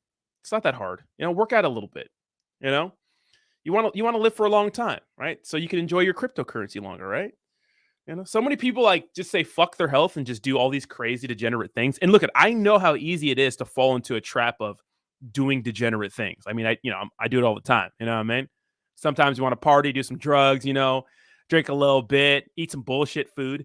But that stuff it's insidious, right? Because it's fun, but it slowly takes away your health over time. And it takes a while, right? And then before you know it, you're having health problems. You don't have a set schedule. You're letting important things that are important to you go to the wayside for partying and those sorts of things. So you just make sure you try to focus on your health a little bit. Health is wealth, really. It is. Health is wealth, in my opinion. It depends what your priorities are, right? Some people say, fuck health. I'm going to work 18 hours a day and say F health. Some people like to have a little balance. I mean, there is no right way. There's just a way. I just think that it would suck to be 50 or 40 or 60 in the hospital dealing with shit that could have been prevented if you just would have taken the time to focus on your health a little more, right? That's what I think. So up to you. Yo, Rodney, you want to know how to keep health optimal, doctor? I heard about that. Heard about them. Whataburger? I've never been to a Whataburger, but I heard they're pretty good. And for the gain says In-N-Out is overrated. I think so a little bit. Saturated fat is good for tea production, so it's okay to, yeah, it's okay every once in a while, right? Smash Burger, okay. PDX sliders, ooh. Five Guys is overrated. I think Five Guys is good. They be hooking it up with the fries, bro. They're like, hey, you want some fries in your fries? Ugh. Fucking give me the bag, baby. Open the bag of fries. They put a cup of fries and they put that bitch in there, which is like, they're potatoes. They're cheap. Every restaurant should do that, right? I'm not the biggest fan of their seasoning, the Cajun seasoning. I'm not the biggest fan, but I'll eat it. You know, it's still good, and there's a lot of them. So, never heard of TK Burgers, my ultra. WEF eats the burgers. DJ says, I got a burger from somewhere a little while back after eating all healthy. Couldn't finish burger because of the grease. Yeah, if you're on a huge like healthy food kick, and then you like, and I think it's very important, guys, if you're dieting. Like, if you're focusing on your health and you're staying away from bad foods, to make time to have a meal to eat with whatever you want. I'm not saying binge eat the whole entire day. Have one meal where you get to eat whatever your favorite greasy foods are. And what's crazy is that you'll soon realize, especially if you're consistent with your diet and you're not cheating on your diet, right? That you don't even crave those sorts of food, right? It's all about balance, right? It's all about balance. So 80-20 is good. Lazy Jedi says, eat healthy every day and then one day you die an early death from a car accident. I mean, yeah, but then what's the point of saving money? You know? Why wipe your ass? You're just going to shit again. Why? Who cares? Just fucking don't. Why take a shower? You're just going to get dirty again. You know, it's just like, well, we do things because, you know, it's maintenance and we got to prepare for the future, you know? Why do anything? Why pay your rent? You can die tomorrow. Fuck it. Just spend that money on something else. You know what I mean? So you can't use that mentality for everything. But I get what you're saying, right? Yeah, it would suck to, you know, save money and eat healthy and just to die. But if you think of eating healthy as like a punishment, well, then that's the wrong mindset. Think of it as I'm preparing for the future. I'm helping myself, right? I'm living longer for my wife, my kids, my family. I'm living longer so I could, I don't know, make more money. I'm living longer so my wiener will work when I'm 60. You know what I mean? Whatever it is. Whatever you're into, bro. Exactly, Jedi. A Wandy, shut up. What the fuck? Did she jump off the dresser, man? Weed is just okay. Yeah, weed, marijuana is not, it messes with me, man. It makes me anxious. I used to smoke a lot in my mid-20s. A lot. A lot, okay? Morning, lunch, and dinner, right? Breakfast, lunch, and dinner. We're smoking, all right? At work, on lunch breaks, crazy. Chrissy says, if you don't feel hungry at all times, stop eating too much carbs and incorporate fiber into your diet. Fiber is huge. Fiber keeps you full. Some of my favorite sources of fiber, definitely black beans. I eat black beans almost every day. I mix it in with my ground beef. Right? I like to make this thing I call like slop, although it's actually pretty good. I have 93.7 ground beef. And then I mix in sauteed onions, usually mushrooms, garlic. And then I put like some steak seasoning on it, which is good. And then I put black beans in there. I mix it up. Obviously, I let it cook together, and it's so good. It's so good. And I eat that with some white rice, you know. Or sometimes you can add some veggies to it, whatever. But I usually eat that. I'm a creature of habit. I don't need a lot of variety, honestly, if I'm dieting. I don't really care. But I eat that pretty much almost every day. I just portion it out. And it keeps you really full. To me, it's delicious with some hot sauce and stuff. So, but yeah, back to the weed thing. Weed just slows me down. It makes me anxious. It makes me slow. And it makes me want to do nothing for the whole day. So, MDK says, I walked past the junk food and the junk food aisle and gained 5 pounds. That's hilarious. Yeah, it's hard to say In-N-Out's overrated when there's crazy lines. Shut up, JT. I warned everyone that I was putting through sideways. Sideways says, what the fuck? Put that in the bag, send it down. Everyone just stared. What do you mean, Bree? Nor have I, but I hit abs hard at the gym. Oh, so that's probably what happened, right? If you hit abs at the gym and then like you were in a weird spot, you probably just pulled a muscle. So you're probably okay. Just let it heal. Big A says, as heart disease runs in the family, then eat healthy and exercise. If no history, then enjoy life. I think that my family has to have something wrong with their hearts because DJ said, I spent my 20s drinking and eating shit food, not good for you. I mean, moderation, right? MDK says, my friend was 100% wake up, run 15 miles, eat only the best foods, poof, heart attack at age. Hey, some people are more susceptible to, heart issues than others, right? You could literally be healthy, but who knows what that friend was doing? I mean, unless you're paying attention to his life every single day, like, was he using drugs? Was he eating bad food when you weren't looking? Was he on a bunch of stimulants, right? This is family of heart disease. You just never know. Sugar and carbs are the worst thing for your health, especially in excess. Let's go, Bree. You got to do thumbnails like that. Let's go, Bree. Okay, we have big Whataburger fans, and I am way behind, guys. There it is, Javi. Dude, walking is like the best form of exercise. It's like low impact, and you could just throw on some headphones. You can literally learn while you're walking because it's not stressful. Because when you're running, you don't think about anything but finishing that run, right? You're thinking about your breathing, you're thinking about dying. But like a nice brisk walk, although you don't burn as many calories like per hour per se, it's low impact, so you could do it every day, right? Unless you're going like crazy hikes, but you could do it every day, and you can listen to a podcast and learn or some, whatever. Like what I like to do, since you guys know I'm a big like dating and relationship guy, I listen to a ton of stuff on that, right? I listen to personal development. I listen to like motivational things. I listen to a lot of things. I listen to health and fitness things. I listen to so many different podcasts that helps my personal life. So, and Visible Commander says, just leave some In-N-Out trash in your car overnight. You won't want any fast food anymore because of the smell. Isn't it funny at In-N-Out, like it's like implied that you're going to eat in your car, like a pile?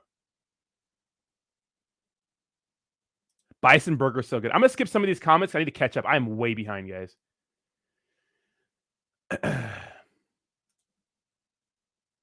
Sorry, Bree. There's a lot of comments. My mind is spinning right now.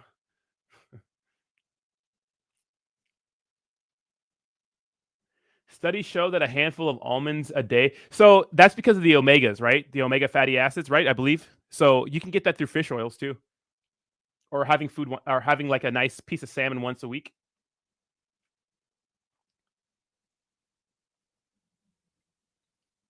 Yeah, high exercise will strain your heart if you have an issue, 100%. Invisible Comment says, take care of yourself when you are young. When you're 50 like me, you will regret it if you don't. For sure, don't smoke. Yeah. I got to say, sometimes when I'm partying, I like a little smoke here and there. But it's all in moderation. I'm black. For some reason, I'm attracted to menthol cigarettes. Yes, Joe Rogan and Jordan Peterson is very, very, very, very good content. Very, very good content. Now, I don't agree with everything Jordan Peterson has to say about marriage and dating and relationships. Excuse me, just marriage. Because Jordan Peterson's the type of guy who's like, you can never leave your marriage. Obviously, never, but it's like a last resort. And I don't know about that one. Obviously, it's applicable to me, right? But there's a lot of people I watch that contradict what Jordan Peterson says, but when it comes to like meaning and purpose in your life, Jordan Peterson is the man. And so is Joe Rogan. But Joe Rogan's like an asshole about it. I love it. Like what I like Joe Rogan's message that I watch sometimes is like, it doesn't matter. Like, I think we all have this like template for life, like that we think we're supposed to follow. And people think that just because you're past a certain age, like it's over, like it's done.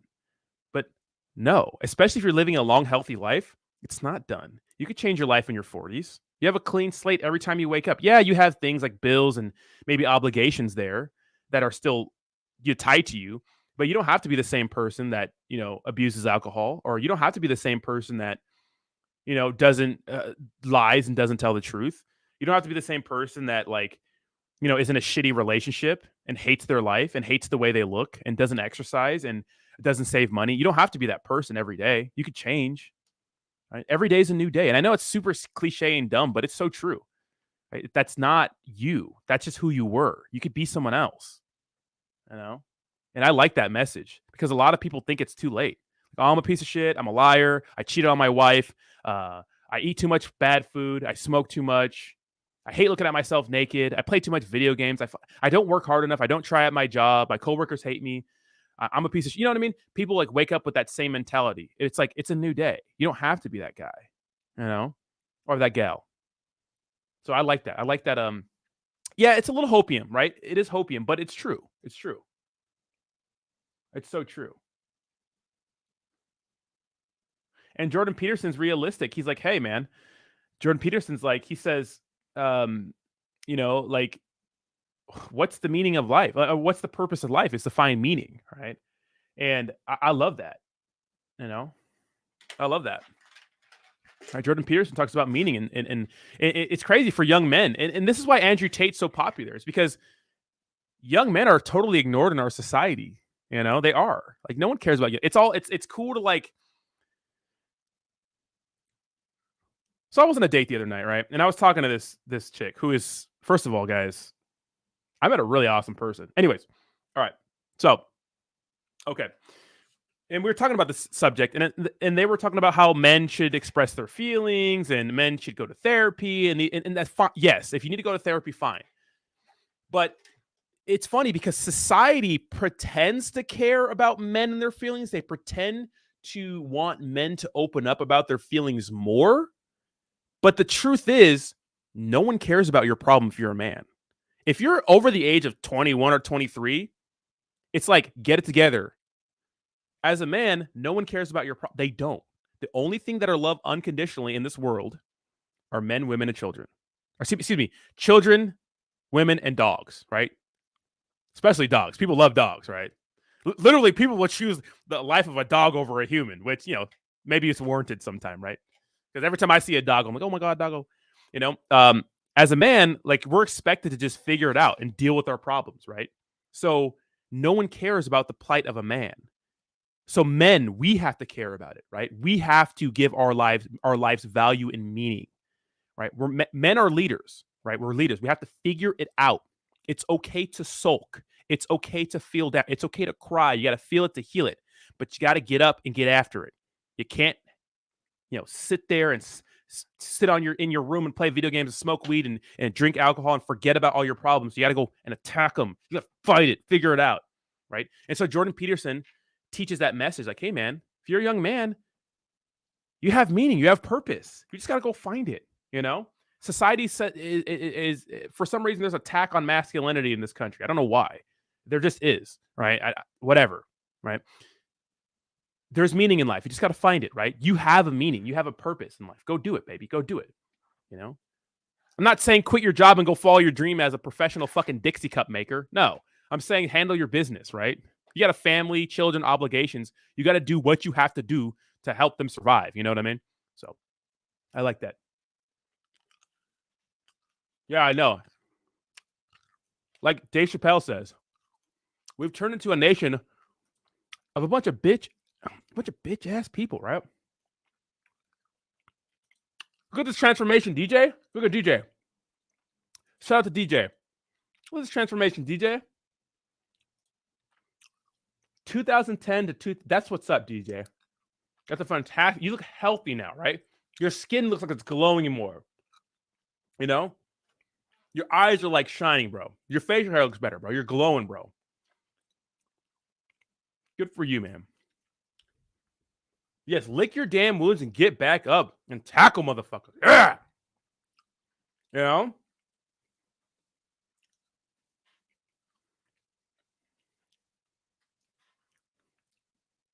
Coon says, I knew I was red pill.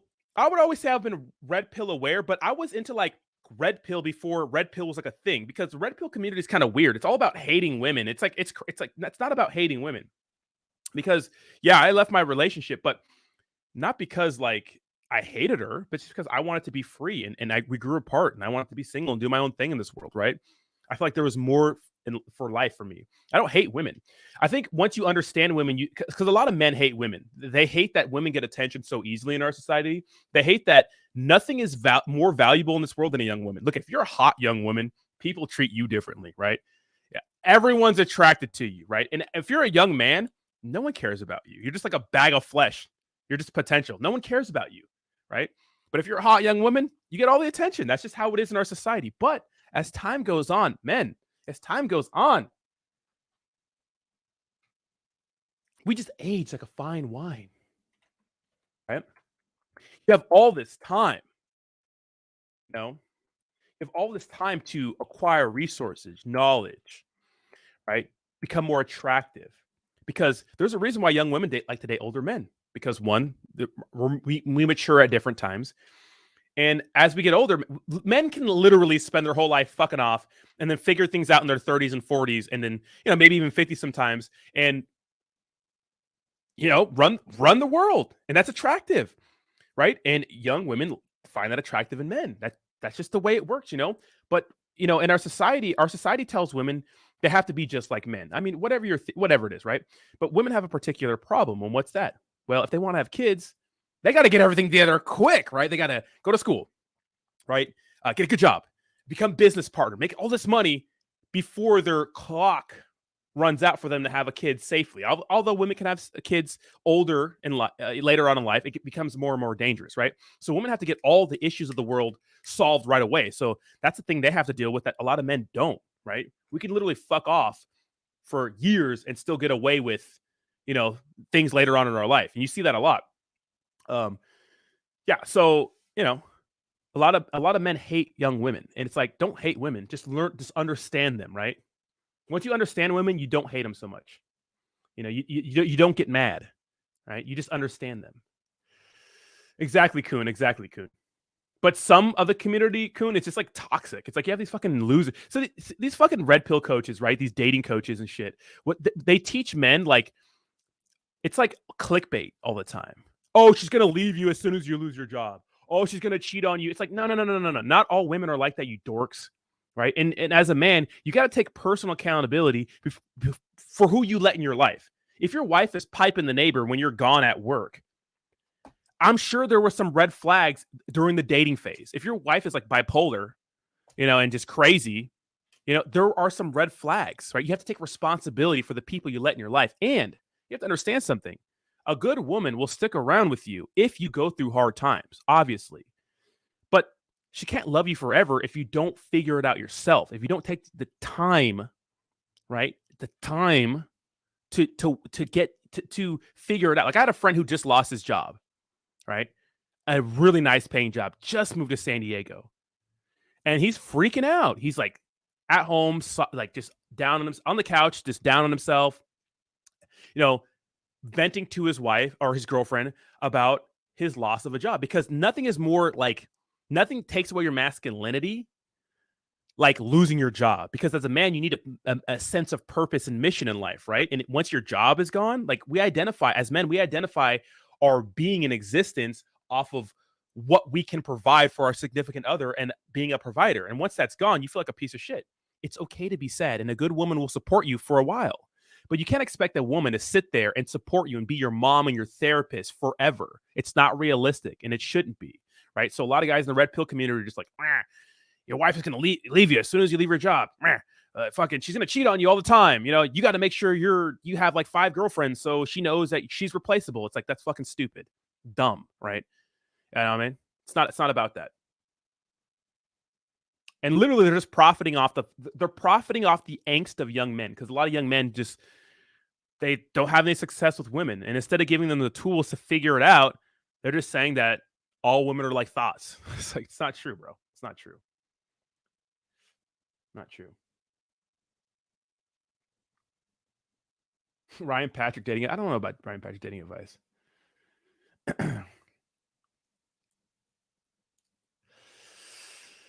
That's true, Christy. Although some places, even if you live together long enough, it's like a partnership, right? Yeah, marriage is crazy. It's old technology.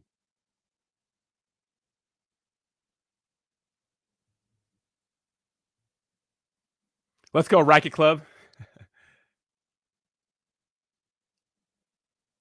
You're 36, Racket? I didn't even know that, bro. You look young. I didn't think you were past 30. Wait, what? I can't even get a girl my age and I'm 36. What the fuck? You look good, bro.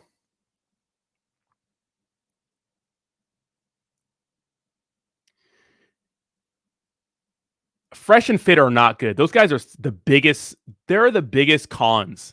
You gotta watch like Coach Corey Rain or Entrepreneurs in Cars. Fresh and Fit. Who's the small little gremlin looking one, the dark skinned one? Look at, I respect their hustle, but he told a story one time where he was like, I had a threesome with like this basketball player, and it was just lies, right? What's up, Horse Soldier? How you doing? Right? Crazy. What's up, Soka? How you doing?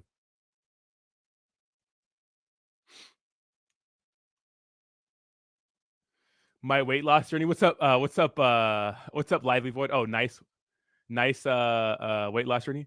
Relationships with Rodney. You guys want that again? I could do that. I don't think Fresh and Fit has some good like interviews, but I think when they the stories they tell are just cap, right? They're just cap.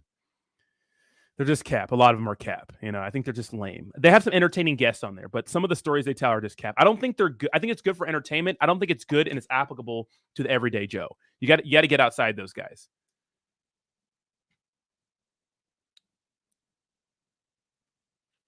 Money, the only thing say. Let's go, Soap God. Okay, Fresh. Okay, so is Fresh the little goat look? The little dwarf looking one. The one that's like dark and like looks like a gremlin, that guy is just a cap. Just cap. The light skinned one, I trust him more, right? I trust him more.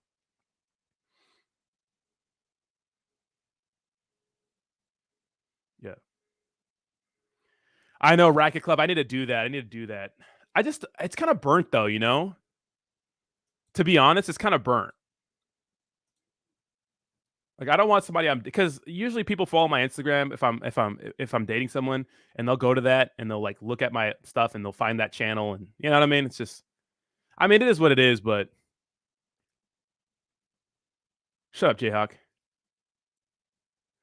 Edgar says, like my ex, I found out she was living multiple lives. I even found out she was married. Thank God it was only a month. Yes. Hey man, when you're dating someone, it takes a while to vet them, right? Who are you going for to win the Super Bowl? I think that the Bills are going to get it this year. My opinion, though. Hopefully, they can get past the Chiefs. I don't know, Racket Club. I'm not knocking them for that, but it's like, which is funny, but it's like I just don't think they're truthful. I don't think they're honest. I think you got to listen to like older guys with experience who've been in the game, you know, long enough. You know, who have like a decade under their belt of like dating and being in relationships, because people like what they do is like, because the truth is most guys just want like one nice relationship. A lot of guys just want one girlfriend, right? Now, a lot of guys want to live a life of like dating and stuff around and going a lot of dates and being with multiple women. But like, can you imagine how much of a headache that has to be? Right. First of all, you got to build the rapport to get to a point where you have like a good rotation with enough women, right? But most men just want like one good woman, right? And obviously the pickup skills go into that, like meeting someone, getting to know them, those sorts of things, how to interact there. But then there's the relationship skills, right? And the relationship skills, it's like you can know everything in the book when it comes to relationship skills, but if your attraction dies over time, you know what I mean? Then you're out of there. You know what I mean? Then you know you wanting that relationship is just like, you know, you don't want it anymore.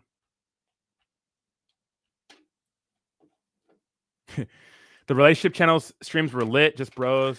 Maybe I should just. All right.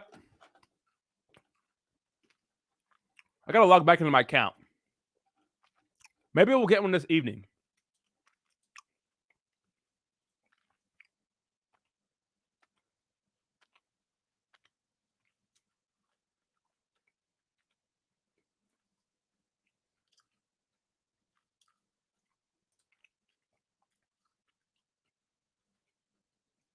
What'd you say, Soap God? What'd you say?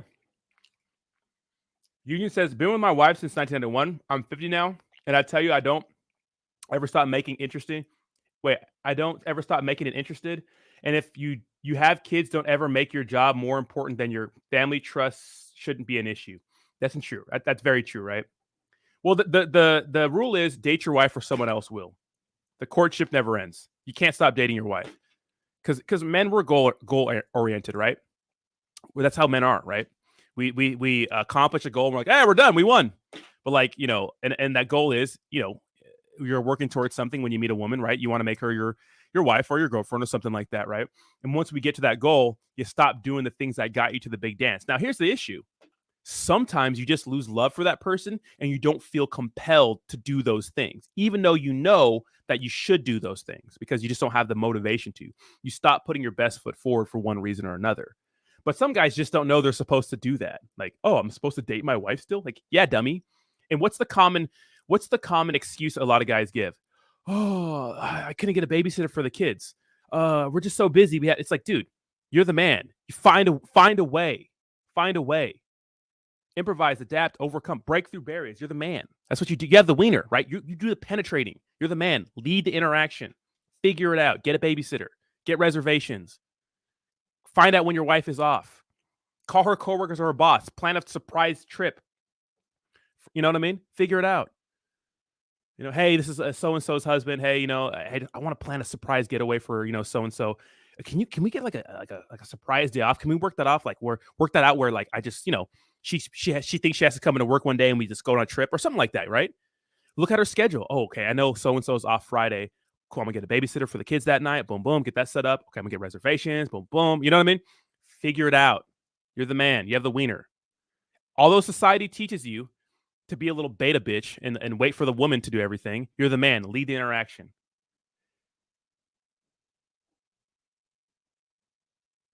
Go ahead and bust that lifestyle channel. Right? I know.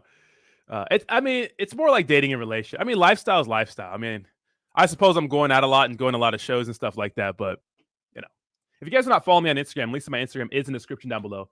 I give you a little insight into my life and whatnot. But I'm having fun right now. But I know that the way I'm living right now, at my truest sense, the amount, at my truest, like in my nature, this is not who I am all the time, every day, right?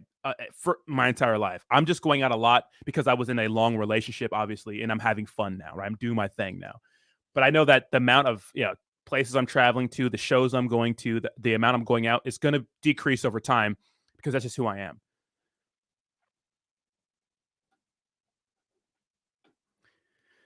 I know, Jayhawk. I know. What if everything is good, but the sex is whack? Hey, man, soap god. Look I think as a man, it's your birthright to have everything you want. But you have to understand that you have to be a catch too. So, and I know you're already killing it, soap god, but a lot of guys, they're kind of delusional, right? They want like a really hot woman. They want a woman who is going to do all these things for them, but they're like a bum, And I'm not, of course you're not a bum. And I know a lot of guys in my channel are not bum. They're killing it, right? Jayhawk may be ugly, but has a fantastic career, right? Absolutely going to work every day, busting his ass, right? He might drive slow cars, but he's an animal, right? But I think that if you have all those things taken care of, it is your birthright to be with someone you want that's perfect, soap god. So if that's a part that's important to you and it's not good, I'm sorry, baby. Sorry.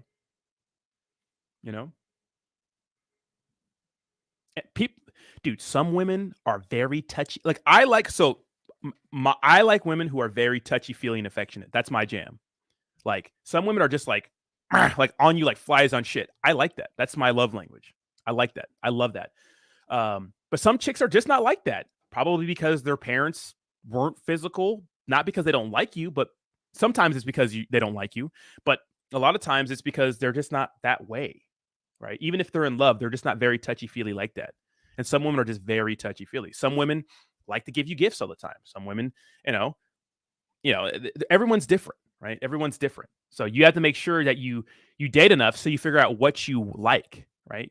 And what you don't like. Because what happens is, and I've done it too, a lot of people have, we settle because of life circumstances. Maybe we feel not adequate. Maybe we just feel like this is the best it's going to get. Maybe we feel like we found the best one, the right one. Because literally, guys, you could date for a long time and it gets to a point where, you find someone and everything is perfect except this one thing. And it's a big thing to you, right? It's a big thing to you. And it's like, damn, now what? Am I going to leave this person and give up everything else? But what I've noticed is that one issue that may be small grows over time. Now, I do think it's ridiculous to be perfect, but if it's something that's really important to you, like good sex, obviously sex is a small part of a relationship, but it's a very important small part of a relationship.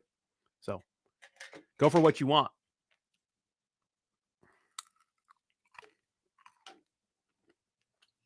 Yes.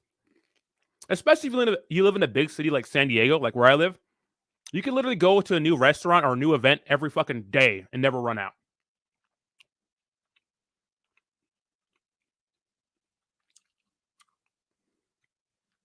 Yeah, follow me on the gram.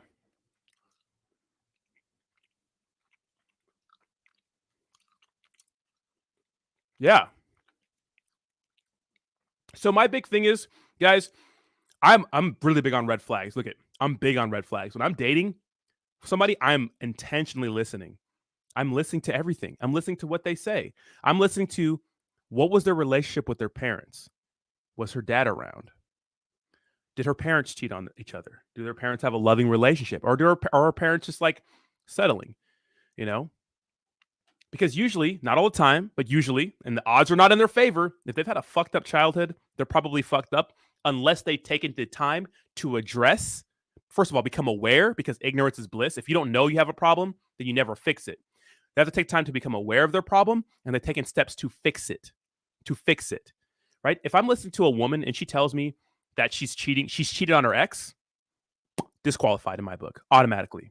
Why? Because she's going to do the same thing to me when she gets complacent, when I get complacent, right? Because we all get complacent as men, right? So you got to make sure you pay attention to those sorts of things, right? All right. So, if you're dating, and you're talking to a woman over a dinner table, and just because her big ass titties are out, right? She has a big old booty, and you're like, you know what I mean? And she mentions some red flags. You got to pay attention to that sort of thing, You know what I mean? You gotta watch it. She ratchet? Does she belong to the streets, or is she wifey? Now look it. If she belongs to the streets and she's ratchet, don't mean you can't have some fun with her, but that means she's disqualified from a relationship, right? I'm sorry, that's just the way I do. If you want to deal with that, fine, right? But I don't. I don't care how pretty she is. I don't care. I'm not dealing with the headache. You know what I mean? Personality traits, right? Is she a positive? Is she fun? Is she lively? Like, for example, I like to go to festivals and dance and have a good time and be around people and stay up late and do some extracurriculars, what I'm talking about? You know what I mean?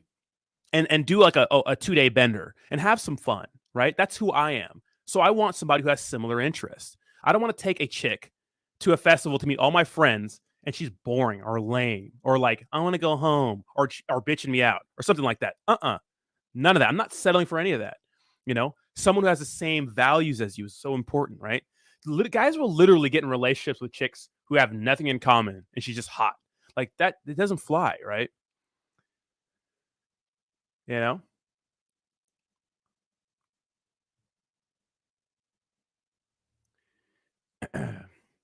Well, you got to take your time to vet people, right? Yeah.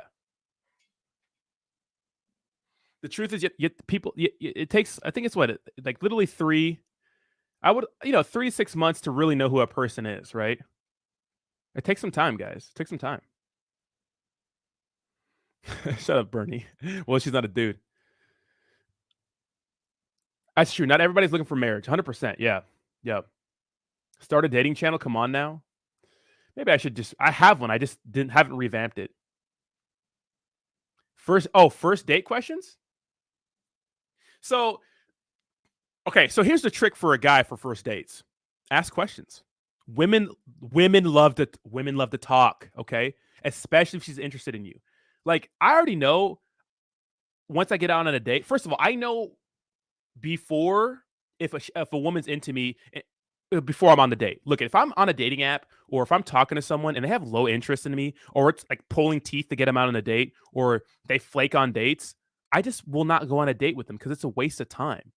Yeah, if you like to chase women and build their attraction over time, you can. But I only want to go on dates with women who are excited to be there with me, who are, yeah, I'll text you. Yeah, I'm free this day. Like, who are excited to be there. Those are going to be the best dates. When you go out on dates with women who just like are there to fucking because Chad Thundercock flaked on them or they wanted a free meal, right? Well, then you're going to get lame dates. So if you're already on a date with a person who has pretty good attraction for you, ask them questions about themselves. Women love to talk, Oh, I saw on your dating profile that this happened. Oh, tell me more about that. Blah, blah, blah. Oh, what do you do for work? Blah, blah, blah, blah, blah, blah, blah. That's like 5 minutes. How did you get into that? Blah, blah, blah, blah, blah. Oh, what? Are you from here? No, I'm from blah, blah, blah. Okay. You know what I mean? Women love to talk. And after a while, she'll be like, okay, well, I don't know much about this guy. Let me ask him about himself. And so, the law reciprocation, whatever the fuck that law is, right? Oh, what about you? Keep it brief. Get it back to her. And as a man, please, for the love of God, do not flex. So many guys lead with their money, their lifestyle, and their cars. Look at, she will find out about that. It's better for her to find out those things about you than for you to volunteer that information. Stop. Don't flash your little watch. Good evening, ma'am. What time is it? I don't know. It doesn't even work. It's just a Rolex. It doesn't even work. You know what I mean? Hey, you want to ride in my car? You know what I mean? Like, she will find out, right? She will find out about those things. You don't need to flaunt your lifestyle. So many guys lead with their money. It's so fucking corny. And yes, there are some gold diggers out there who just want your money, but most women are not. They're not, and they think it's corny, right? Just ask questions and let her pull information out of you, right? Women like to work for things. They don't like things too easy. You start volunteering out information about yourself, or some guys don't know how to shut the fuck up on a date. Literally, like some guys fucking sit there and just blah blah. It's like, dude, let her do. The ratio should be like 10% you and 90% her. Obviously, it doesn't have to be perfect, but let her do most of the talking, right? Kuhn says, bro, the type of girl who has fun at festivals are usually not wife dog. Maybe not. I mean, if my chick is going with me to a festival, why not? Depends what you're into, man. Depends what you're into. Never date a lame. Yeah. Looks can get you into trouble. Ask me how I know. Yeah, I mean, looks can get you into trouble. But as a man, dude, nothing feels better than having a hot woman, right? With a hot woman with us, woo! I like when I'm at a place or somewhere and my chick's hot, or maybe she has like a big butt or something, and people look at her. I love that. I think it's a compliment to me. As long as it's not disrespectful, like, damn! Well, then, you know what I mean? I like that. I like that. I'm like, yeah, she's hot, huh? To me, that's a compliment, right?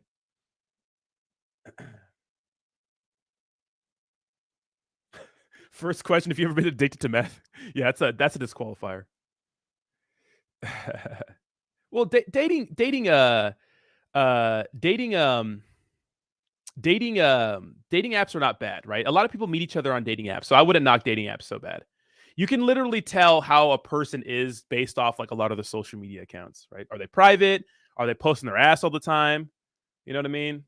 Some chicks are like seriously like, they can be hot, but it's such a turnoff when they're just like posting pictures every single day of themselves and their butt and their boobs and their face. And it's just, ugh. I hate dinner dates. Take that ass outside. Yeah. I mean, first dates are never dinner dates anyways, guys. First dates are never dinner dates. It's always you meet out for drinks or something really low risk. So if you don't like the date, you can excuse yourself and she can excuse herself, right? Gives you guys an easy out. Now, if that date goes really well, you guys are maybe you're at the first place and you guys just instant chemistry. Maybe she's touching you, you guys are kissing, whatever. Then you can like move to something else if there's time in the night or something like that. Usually that's dinner's a second date thing.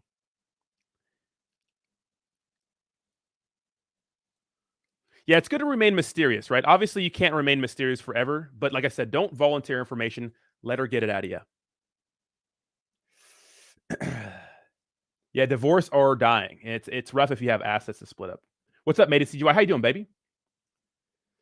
Roddy, do you like a girl that's busy on her purpose just like you? Oh my God, yes. Absolutely. Yes. All right. I cannot date someone who has nothing going on for the South. Now look at, guys, we don't really care about accolades too much. I don't give a shit about your degree, honestly. I like that to see that you're doing well, but society teaches women that like they have to be like guys. But the thing is, like, men and women view attraction differently, right? Like men view women as mostly beauty objects. Obviously, we want to make sure that trust is very important to us, right? Loyalty, right? And of course, having something going for you, right? Personality, but we're beauty creatures. We love beauty, right? And if you're a man and you pretend like that's not the case because you think it's if you think it's shallow, well then you're stupid and you don't understand yourself, right? We like hot people, right? So make sure whoever you're dating is good in your eyes. Now a 10 to me could be a 5 to somebody or a 6 to somebody else, right? It depends, right? Whatever you're into, man. I don't know. Some of y'all think Beyonce's a 10. Some people think Uma Thurman's a 10. You know what I mean? Whatever floats your fucking boat. But make sure to you, she's hot, because as a man, we're beauty. We like women who are beautiful. We're, that's who we are. Women tend to like guys. This is why we always see, like, sometimes we see a guy who maybe is not attractive to you, right? And you see him with a hot ass woman. You're like, damn, what does he have? He must have a lot of money. It's like, maybe he acts like a fucking man. Maybe he's not a pushover. Maybe he's not a spineless pleaser. Maybe he knows how to take care of business. Maybe he can lay some pipe, whatever it is. Women view things a little differently, right? They just do, right? Women view attraction a little differently, right? I think that guys get too caught up on assuming that all women are just gold diggers, and don't understand that a byproduct when it comes to having money and resources, how does a man get a nice car, a nice house, nice things, jewelry, clothes? Usually, what does he have to do to get those sorts of things? He has to work and sacrifice and work hard for those things. And that is attractive. Now, some women, yes, are just here for money, but a lot of women are attracted to the ability of a man to get things done. And that's why it's so important as a man, you know how to handle business. It's very attractive to women. All right, so keep that in mind. It's not all about just the money. It's the personality traits and attributes it takes to acquire those sorts of things or attain those sorts of things. Is that the real 2-bit? That's not the real 2-bit. The best first date is to grab coffee and chill. Or I would say, no, it's definitely drinks in the evening. You can have coffee dates in the day. Coffee date, lunch dates, breakfast dates are boyfriend and girlfriend things and friends. Romantic interest, you do dates in the evening, usually over drinks. If she doesn't like to drink alcohol, first of all, boring. Second of all, that's just my preference. Boring. You can get coffee in the evening, but always the evening. Romantic things happen in the evening. And your job as a man is to get that going, right? Because what is romance and dating and relationships? You're having fun, you're hanging out, right? Of course, I'm getting this from Corey Wayne. Shout out to the GOAT, right? And other people, many other dating coaches and dating people that actually have real things that work. The evening is for you as a man to lead it to a successful conclusion in the bedroom, right? It doesn't have to be the first night, but eventually, right? Romance. What is romance? Meeting a stranger you don't know. Casual. Hanging out. Talking. Touching, kissing. Dinner. More drinks. Games. Fun. Going back to my place for a drink. It's a format, guys. You're dating a podcaster? Be careful. I'm just going to ignore all Bernie's comments. So you like a woman, your woman docs are on docs. No, Bernie, they're not important. Yeah, exactly. This is important, and we're gonna end on this. Roger says, I feel like a lot of society today is trying to force logic into attraction. You don't choose attraction, it's just human nature. You can't force it away. My favorite quote is favorite saying is attraction isn't a choice. What women respond to and what they think they like are two different things. Because on paper, they would like the nice guy who writes some notes every day, who always supports them, who has a great job and really, is there for them and stuff. But in reality, they like the men who make them feel something, who they emotionally respond to. And those are different types of men, right? That's why the cliche of, oh, she likes the asshole it's such a real thing. Is because women like guys who their intentions sometimes are unclear, who don't put them on a pedestal, who treat them like a normal human being, right? And who are focused on other things and not them. The guys who sit there and who are the pleasers and who make the woman like their main focus, those are the guys who fail with women because they're putting them on a pedestal, right? It's not about treating them like garbage. It's not about being an asshole, right? Right? It's not about being an asshole. It's not about treating like shit, right? It's about not pedestalizing them, having a spine, sticking up for yourself, right? If you go on a date with a woman, right, and you feel a certain way about first of all, don't talk about politics, right? But if like a policy comes up and you say, yeah, I support this policy, and she says, I don't support this policy, a lot of nice guys will go, well, yeah, I don't know what I was thinking. No, you stick to your guns. Like, oh, okay, well, I think that's wrong, but all right. You'll be surprised on how many women respond positively to that because, like, oh, this guy's not a fucking pleaser. Thank God. Right? You know what I mean? Thank God. You know what I mean? It's not about treating anybody like garbage. It's about not pedestalizing them. Right? And some people may interpret that as garbage or mean, but maybe you're just a fucking nice guy and you need to get out of those your old ways. You know? So stop treating them like fucking gods and deities. It's corny, right? It's corny. And here's the last thing. Women are like cats, men are like dogs. And this is from Corey Wayne, but it's so true. What happens when you chase the cat? Every time. What happens when you run after the cat and chase it? It runs. But what happens when you're sitting down, minding your own business, going about your life? The cat just plop right in your lap, right? Men are like dogs, right? Up, down, left, right. We need instructions. So we're a little bit different. So if you learn that, it's better. If you've been married for 16 years, hopefully you're banging 3 times a week because that's the healthy. 2 to 3 times a week is supposed to be the healthy sex rate for couples. And hopefully you're still dating and courting each other, and you haven't let yourself go. That's supposed to be the rules for it. But I mean, the divorce rate is 50% United States. Most couples stop banging each other. So look, there is no right way. So however you want to live your life, do your thing. But I'm out of here, guys. Have a good one. We've been going for 2 hours and 5 minutes. Let's go, baby. All right, y'all. Have a good one. Peace.